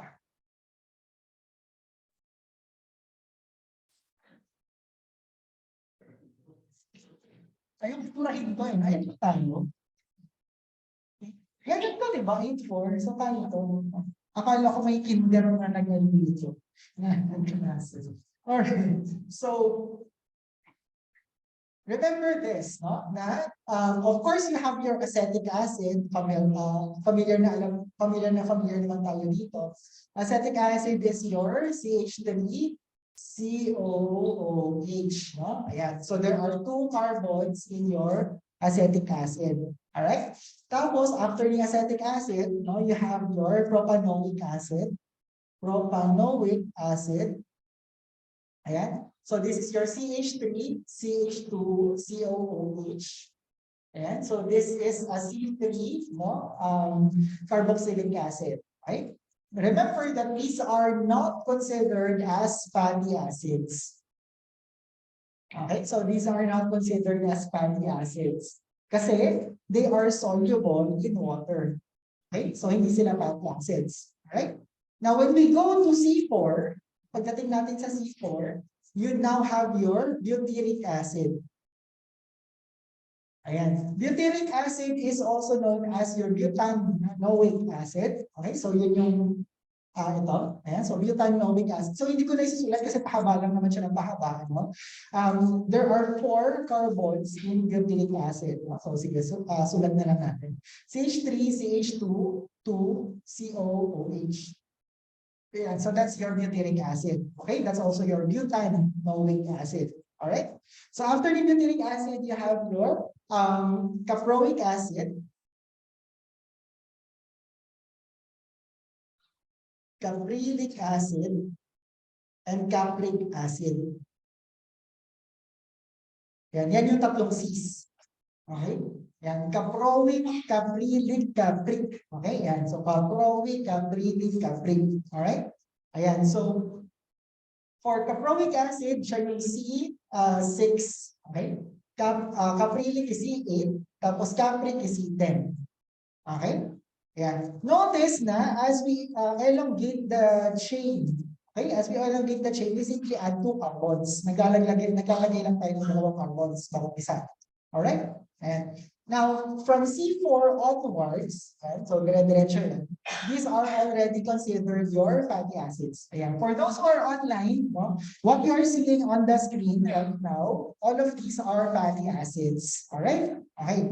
Yeah, so yan din yung susulat ko sa board. Hindi lang masyado mabasa ng mga nasa physical world. Alright?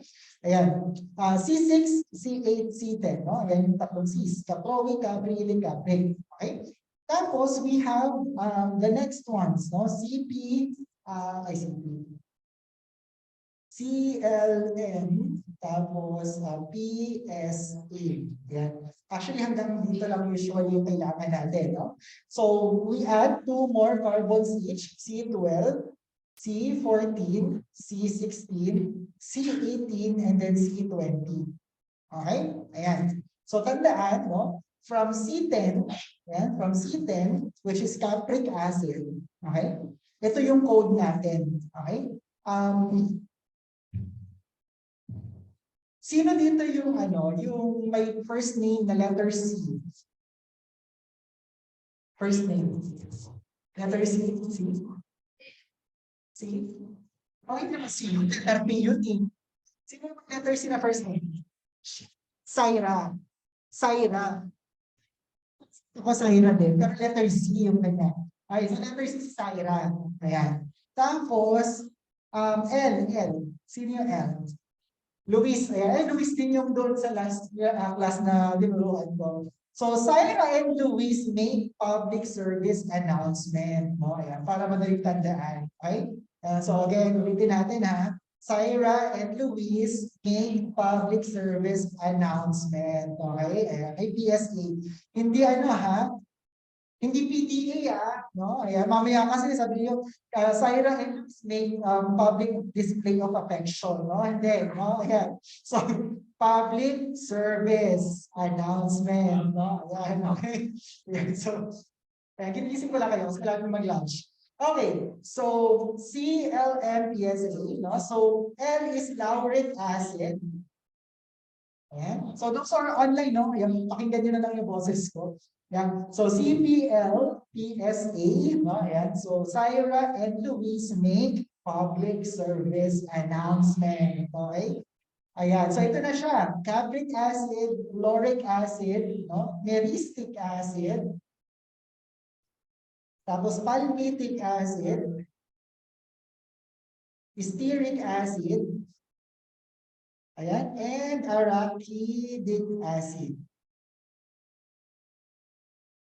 Ayan. So all of these are saturated fatty acids. No? So these are saturated fatty acids. Ayan. Of course, tanggalin na natin to panggulo, acetic and propanoic acid. Ayan. So you have your saturated fatty acid. No? Ayan. So para madaling tandaan, from C4 to C20, you always add 2 carbons. Okay? Simulan natin kay butyric acid, tapos CC, no? C, caproic, caprilic, no? And then CLMPSA, no? So si capric, capric, lauric, myristic, no? Palmitic, stearic, and arachidic acid, no? Until C20. Alright? Ayan. So yan yung mga dapat yung i-memorize, no? Na mga fatty acids. Alright? Now, doon sa mga nasa online, yeah, may nakikita kayo dito ng mga codes. So may nakikita kayong codes. For example, si myristic acid, nakalagay dyan 14-0. Okay? Ano ba yung ibig sabihin ng 14-0? Okay. Magsusulat ako sa board para naman dun sa mga nasa physical world. Ayan. Okay. So 14-0. Ayan, asan yun? So 14-0 si myristic. Ayan. So 14-0.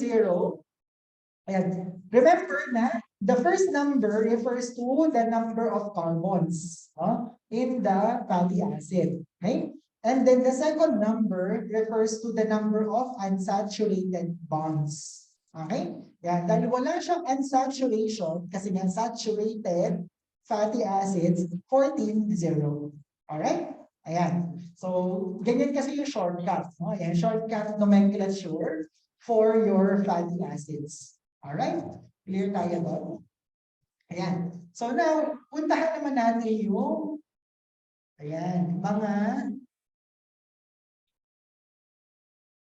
unsaturated fatty acids. Ayan. Labo talaga, no? So dahil dyan, magsusulat ako ulit sa board. Ayan. For the next amino acids, okay, medyo meron din siyang pattern. But medyo kakaiba, no? Medyo kakaiba yung pattern natin. Okay, so let me just erase this one. Okay? To those who are online, don't worry, kung ano yung nakikita niyo sa screen, yan din yung sinusunod ko sa board. Ay, hindi lang nila makita. No? Ayan. Now remember, the fatty, papato man. Ayan. Remember the fatty acids in your triglycerides may be fat saturated or unsaturated. Meron na tayo sa unsaturated. Okay? For the unsaturated fatty acids, it's almost the same. Okay? So, simulan natin kay palmitoleic acid. Ayan. Remember that in the saturated fatty acids, no, palmitic acid is your C16. Diba? Siya si C16, no? PSA, no? Ayan. PSA, 16, 18, 20. Alright? So, palmitic acid, siya yung C16. Tapos, lagyan mo lang siya ng oleic acid. Siya na ngayon si C16, no? 1. Tapos, or tanggalin ko na yung C pala. Tapos, 9C. Alright? Yeah, so now, let's define what these numbers are. Okay? Ayan. So, para mag-gets ko ano yung numbers ito, ayan, teka lang. Meron akong ifa-flash. Ay, mali. Hindi dito. Ayan.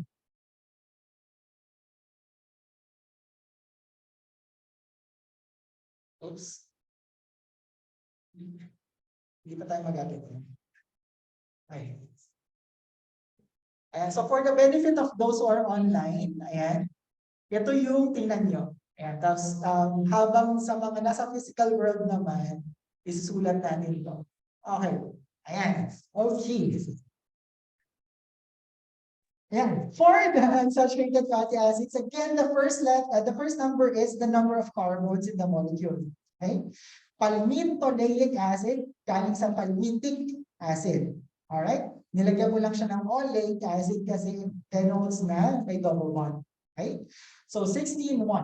Okay? So 16-1. 1 refers to the unsaturation.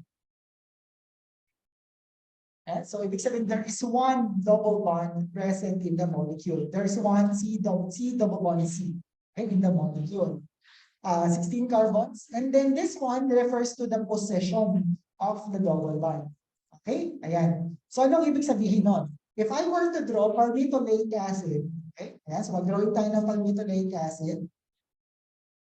Ayan, magtatanong ako ulit. Familiar with the skeletal structure? Ayan. So, lahat ng tuldok, carbon. Okay? Ayan. So, lahat ng points, carbon. Okay? Pinakita ko lang, in-expand ko lang yung last carbon. Alright?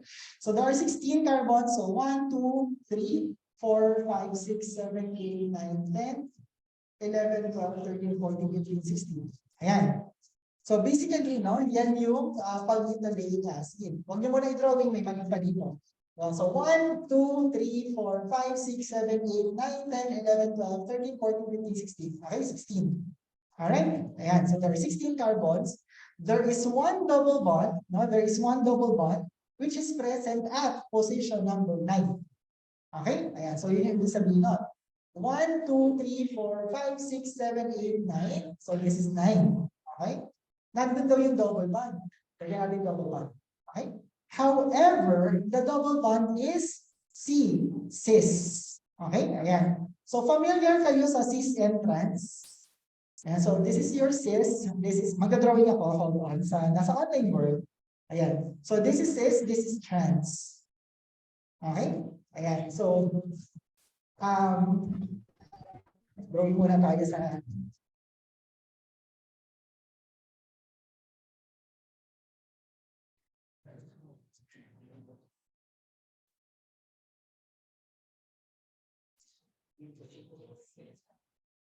ito yung cis.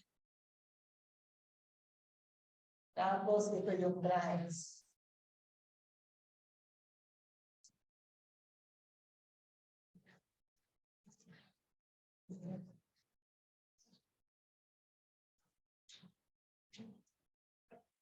All right. So these are configurations. No? These are configurations.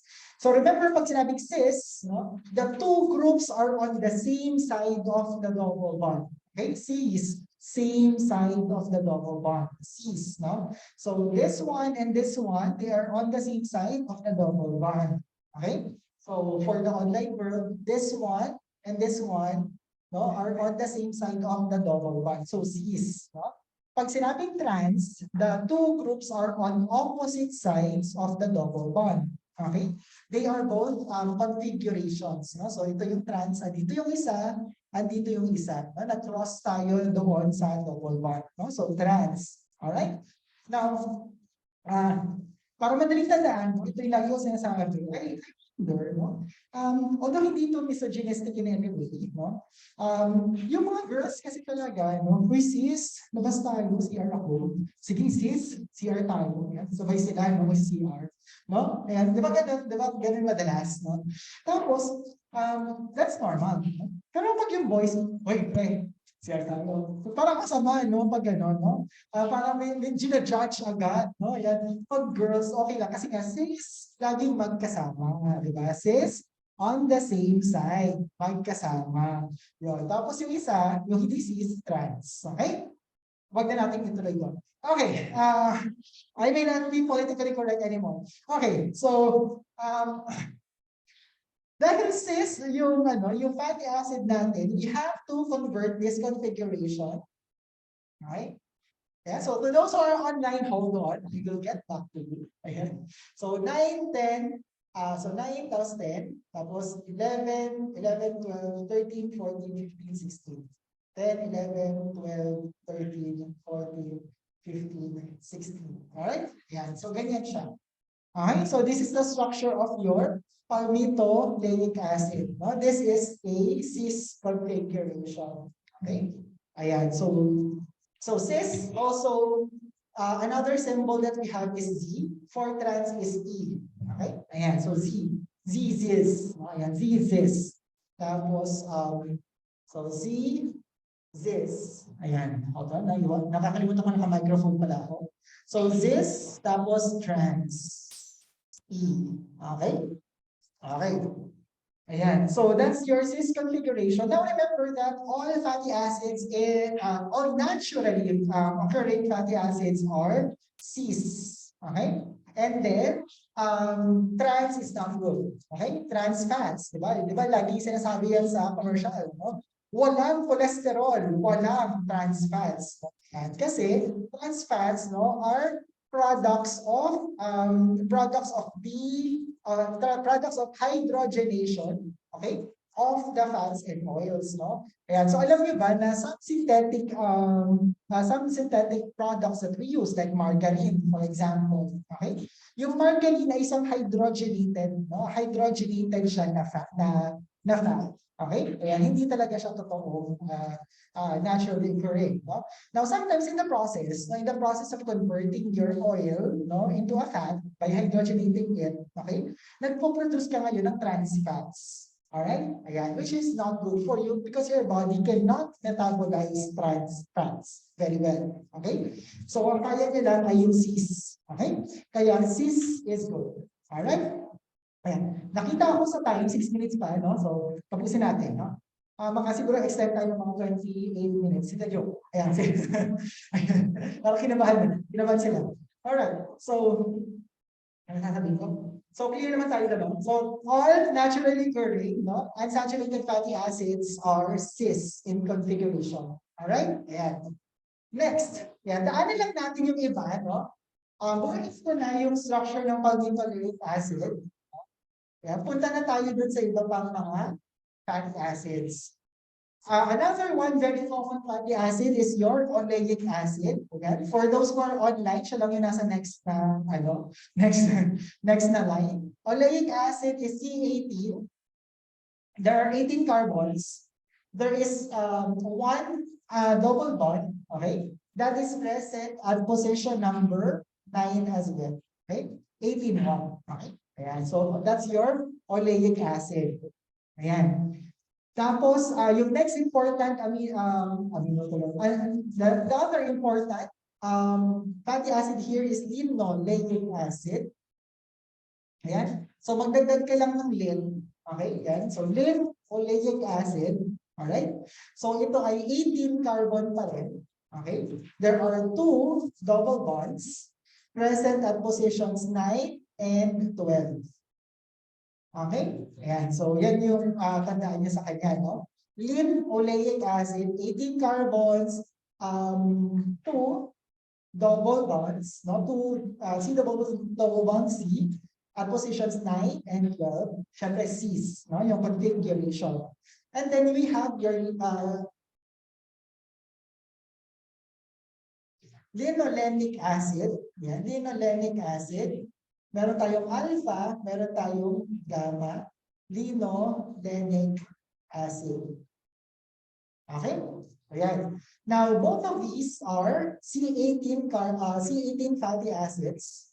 Okay? Ayan. So, those who are online, andito lang siya. No? Andito siya sa part na ito. Ito. Ayan, ito siya. Ito. Alright? Okay, so sana nakita niyo siya. Okay, so alpha linolenic acid and gamma linolenic acid. So para madaling tandaan, tapos na kasi si linoleic acid. Parang dito yan. Ito si palmitoleic acid, C16, tapos E18 oleic acid, tapos linoleic acid. Diba? Ayan, so C18-2. Okay? Next, linolenic acid, nick na siya, no? Nick. Okay? Nadagdagan ng isang letra, okay? So ibig sabihin nadagdagan din na double bond. Okay? So instead of having two double bonds, there are three double bonds, no? Three C double bonds, no? In the molecule. For alpha linolenic acid, it is at positions 9, 12, and 15. Ayan. Okay? And then for gamma linolenic acid, it is at position 6, 9, and 12. Okay? Now, did you notice anything? So, sabi natin, sa saturated fatty acids, no, we just add 2 carbons. No? Yan kasi, in the biosynthesis of fatty acids, which we will discuss in a little while, no, after lunch, uh, ang dinadagdag kasi natin sa molecule ay yung acetyl-CoA. No? And acetyl-CoA galing sa acetic acid. Diba? Eh nakita niyo may structure ng acetic acid kanina, dalawa yung carbon nun. Okay? So laging dalawang carbons yung nadadagdag, no, in the structure of the fatty acid. Alright? Now, when it comes to the double bonds, no, it's the fatty acid. Sulat ko rin to sa board. Hold on lang a moment. Fatty acid oxygenase. Dehydrogenase. Or C delta 9 desaturase. Yan. These enzymes, yan. So malapit na tayo matapos. Kailangan ko lang i-type siya dito sa board. So fatty acid dehydrogenase. Or C desaturase. Okay, and so these enzymes are responsible for introducing the double bonds in the molecule. Ayaw bumalan. Ayan, okay. And so, isa lang naman yung pangalan ng, pareho lang yan. Okay? Delta 9 desaturase or the fatty acid dehydrogenase. No? They introduce double bonds in the structure of the fatty acid. Alright? Tapos, the double bonds, no, are introduced every 3 carbons. Okay? Yeah, so yun din yung tandaan nyo, no? Every 3 carbons naman. So from 9, napunta sa 12. Okay? From 12, napunta sa 15. Okay? Dito, 6, napunta sa 9, napunta sa 12. Alright? Ayan. So, yan yung dapat nyo tandaan when it comes to these amino acids, these fatty acids. Alright? One last, no, before we end, i-drawing natin yung alpha-linolenic acid at saka yung gamma-linolenic acid. Okay? And i-drawing ko rin to sa board, which I will make available afterwards, no? Pag nag-break tayo, inawan. So this is carbon 1, 2, 3, 4, 5, 6, 7, 8, 9, tapos 10, 11, 12, plus 13, 14, asa na? 15, 16, 17, 18. Ayan, ulit. 1, 2, 3, 4, 5, 6, 7, 8, 9, 10, 9, 10, 11, tapos 12, double bond, 13, 14, 15, double bond, 16, 17, 18. Okay? Ayan. So this is your alpha-linolenic acid. Ayan. Don't worry, this pa nasa online, no? Isusulat na to. Just give me time. I-drawing ko lang muna siya sa board. Ayan. So this is your alpha-linolenic acid. Okay? Now, if you look at the structure of your alpha-linolenic acid, okay, where is the position of the double bond, no? With reference to the terminal carbon. Okay, so ano ba yung ibig sabihin natin ng terminal carbon? The terminal carbon is the last carbon. Ito. Okay? With respect to the terminal carbon, pangilan yung double bond in your alpha-linolenic acid. Okay? So magbibilang tayo patras, no? 1, 2, 3. Nasa third position. Okay? That's why your alpha-linolenic acid is known as omega-3 fatty acid. Alright? And so siya si omega-3 fatty acid. Na-gets? Ayan. So ganun lang, no? To identify an omega-3 fatty acid, just look at the structure. Okay? If the double bond exists, no, 3 carbons from the terminus, no, of the fatty acid, that is an omega-3 fatty acid. Alright? Now, tingnan natin si gamma-linolenic acid. No? So, in the interest of time, no, pakita ko na lang sa inyo yung shortcut. May shortcut kasi yun. Just look at the last fatty acid na mayroong unsaturation. Okay? For alpha-linolenic acid, for those who are online, just follow me. Ayan. For alpha-linolenic acid, ayan, the last carbon with the unsaturation is 15. Okay? Ito siya, 15. Ayan. Ito, 15. Okay? So since 18 carbons siya, 18 minus 15 is 3. So omega 3 fatty acid, si alpha-linolenic acid. Alright? And then, si gamma-linolenic acid, 12C yung last double bond niya. No? So 18 minus 12 is 6. So it is an omega 6 fatty acid. Alright? Nagets? Di ba? Simple lang. And, tapos may isa pa akong clue sa inyo. No? If you suddenly forget, sino ba si alpha, sino si gamma? Ganito lang yun. Si alpha yung nauna. No? Nauna, nakatulad ni oleic acid. Remember, oleic acid starts with carbon 9. Yung double bond. No? The double bond of oleic acid starts at 9. So si alpha-linolenic acid, nag-start yung double bond niya sa 9. Yung hindi nag-start sa 9, yun si gamma. Okay? So yun na yun. Okay? So syempre nauna ka edi ko yung alpha. Okay? Eh yung isa naman, no? Kahit na 6C, yung unang double bond niya, hindi siya yung kamukha ni oleic acid. Diba? So siya si gamma. Alright? Ayun. Para hindi tayo maglilito sa kanila. Alright? Very last na lang, no? I want you to look at the structures, no? Kaya sabi nga ni Sir Rowell, no, if you have the PowerPoint, although I have this in the PDF, ay yung handouts ninyo. Si eicosapentaenoic acid, no? Eicosapentaenoic acid is C20. Okay? Magbura lang muna tayo. C20, clear all drawings. Ayan, so si eicosapentaenoic acid, dito yon. Ayan. C20 siya with 5 unsaturation. Ito. Alam ko yung mga nandito sa physical world, hindi na nila nakikita ko, and I'm really sorry about that. Pero ito na lang. Remember, eicosapentaenoic acid is an omega-3 fatty acid because the last double bond is at position number 17. No? Ayan, eicosapentaenoic acid, that's your EPA. Alright? Next, another important molecule is DPA. No? Ayan. Susulat nila lang sa board itong mga to. Ayan. Docosapentaenoic acid, DPA. Its last double bond is at position 19. Ito. 3 carbons away from its terminus. It's also an omega-3 fatty acid. And then lastly, we have docosahexaenoic acid. Ayan. Ito yung docosahexaenoic acid. Ayan. At also at carbon 19, yung last niya na double bond, C22. So it's also an omega-3 fatty acid. Yeah, for the benefit of those who are physically present, isusulat ko sila on the board. Ayan.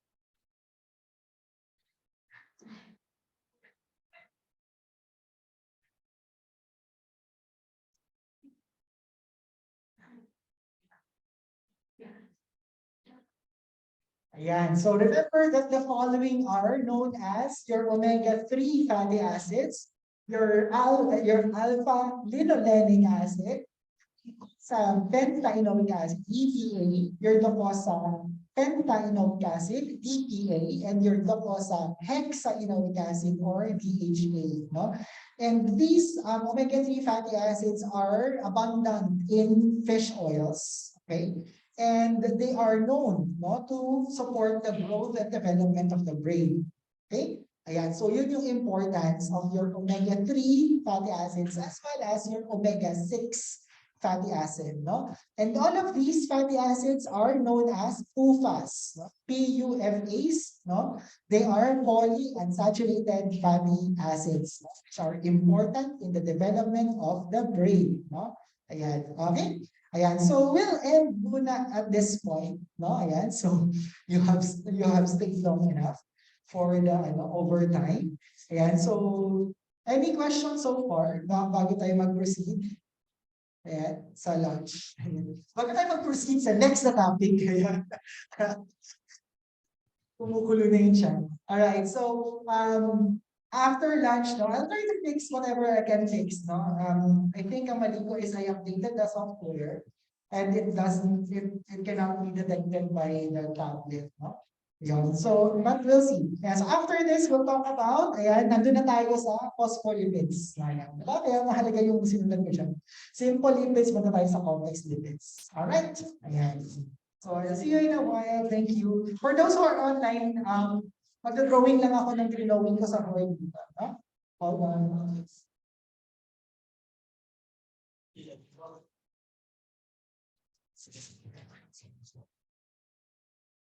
1 o'clock.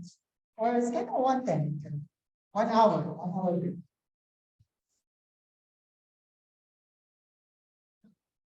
Pwede ka transfer.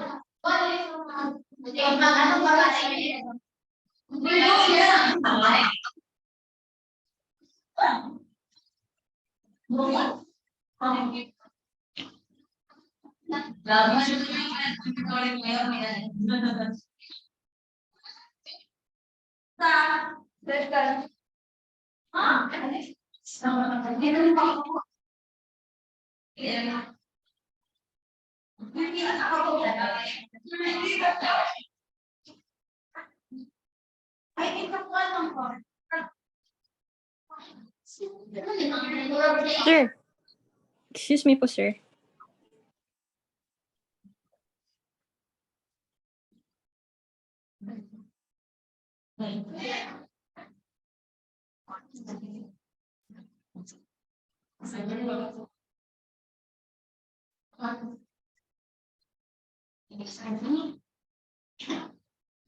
Ayun, sir, nakakapag-drawing ka na. Sir, i-connect ko muna yung host na. Hindi, para i-save ko na tong, sir, itong na-record na natin.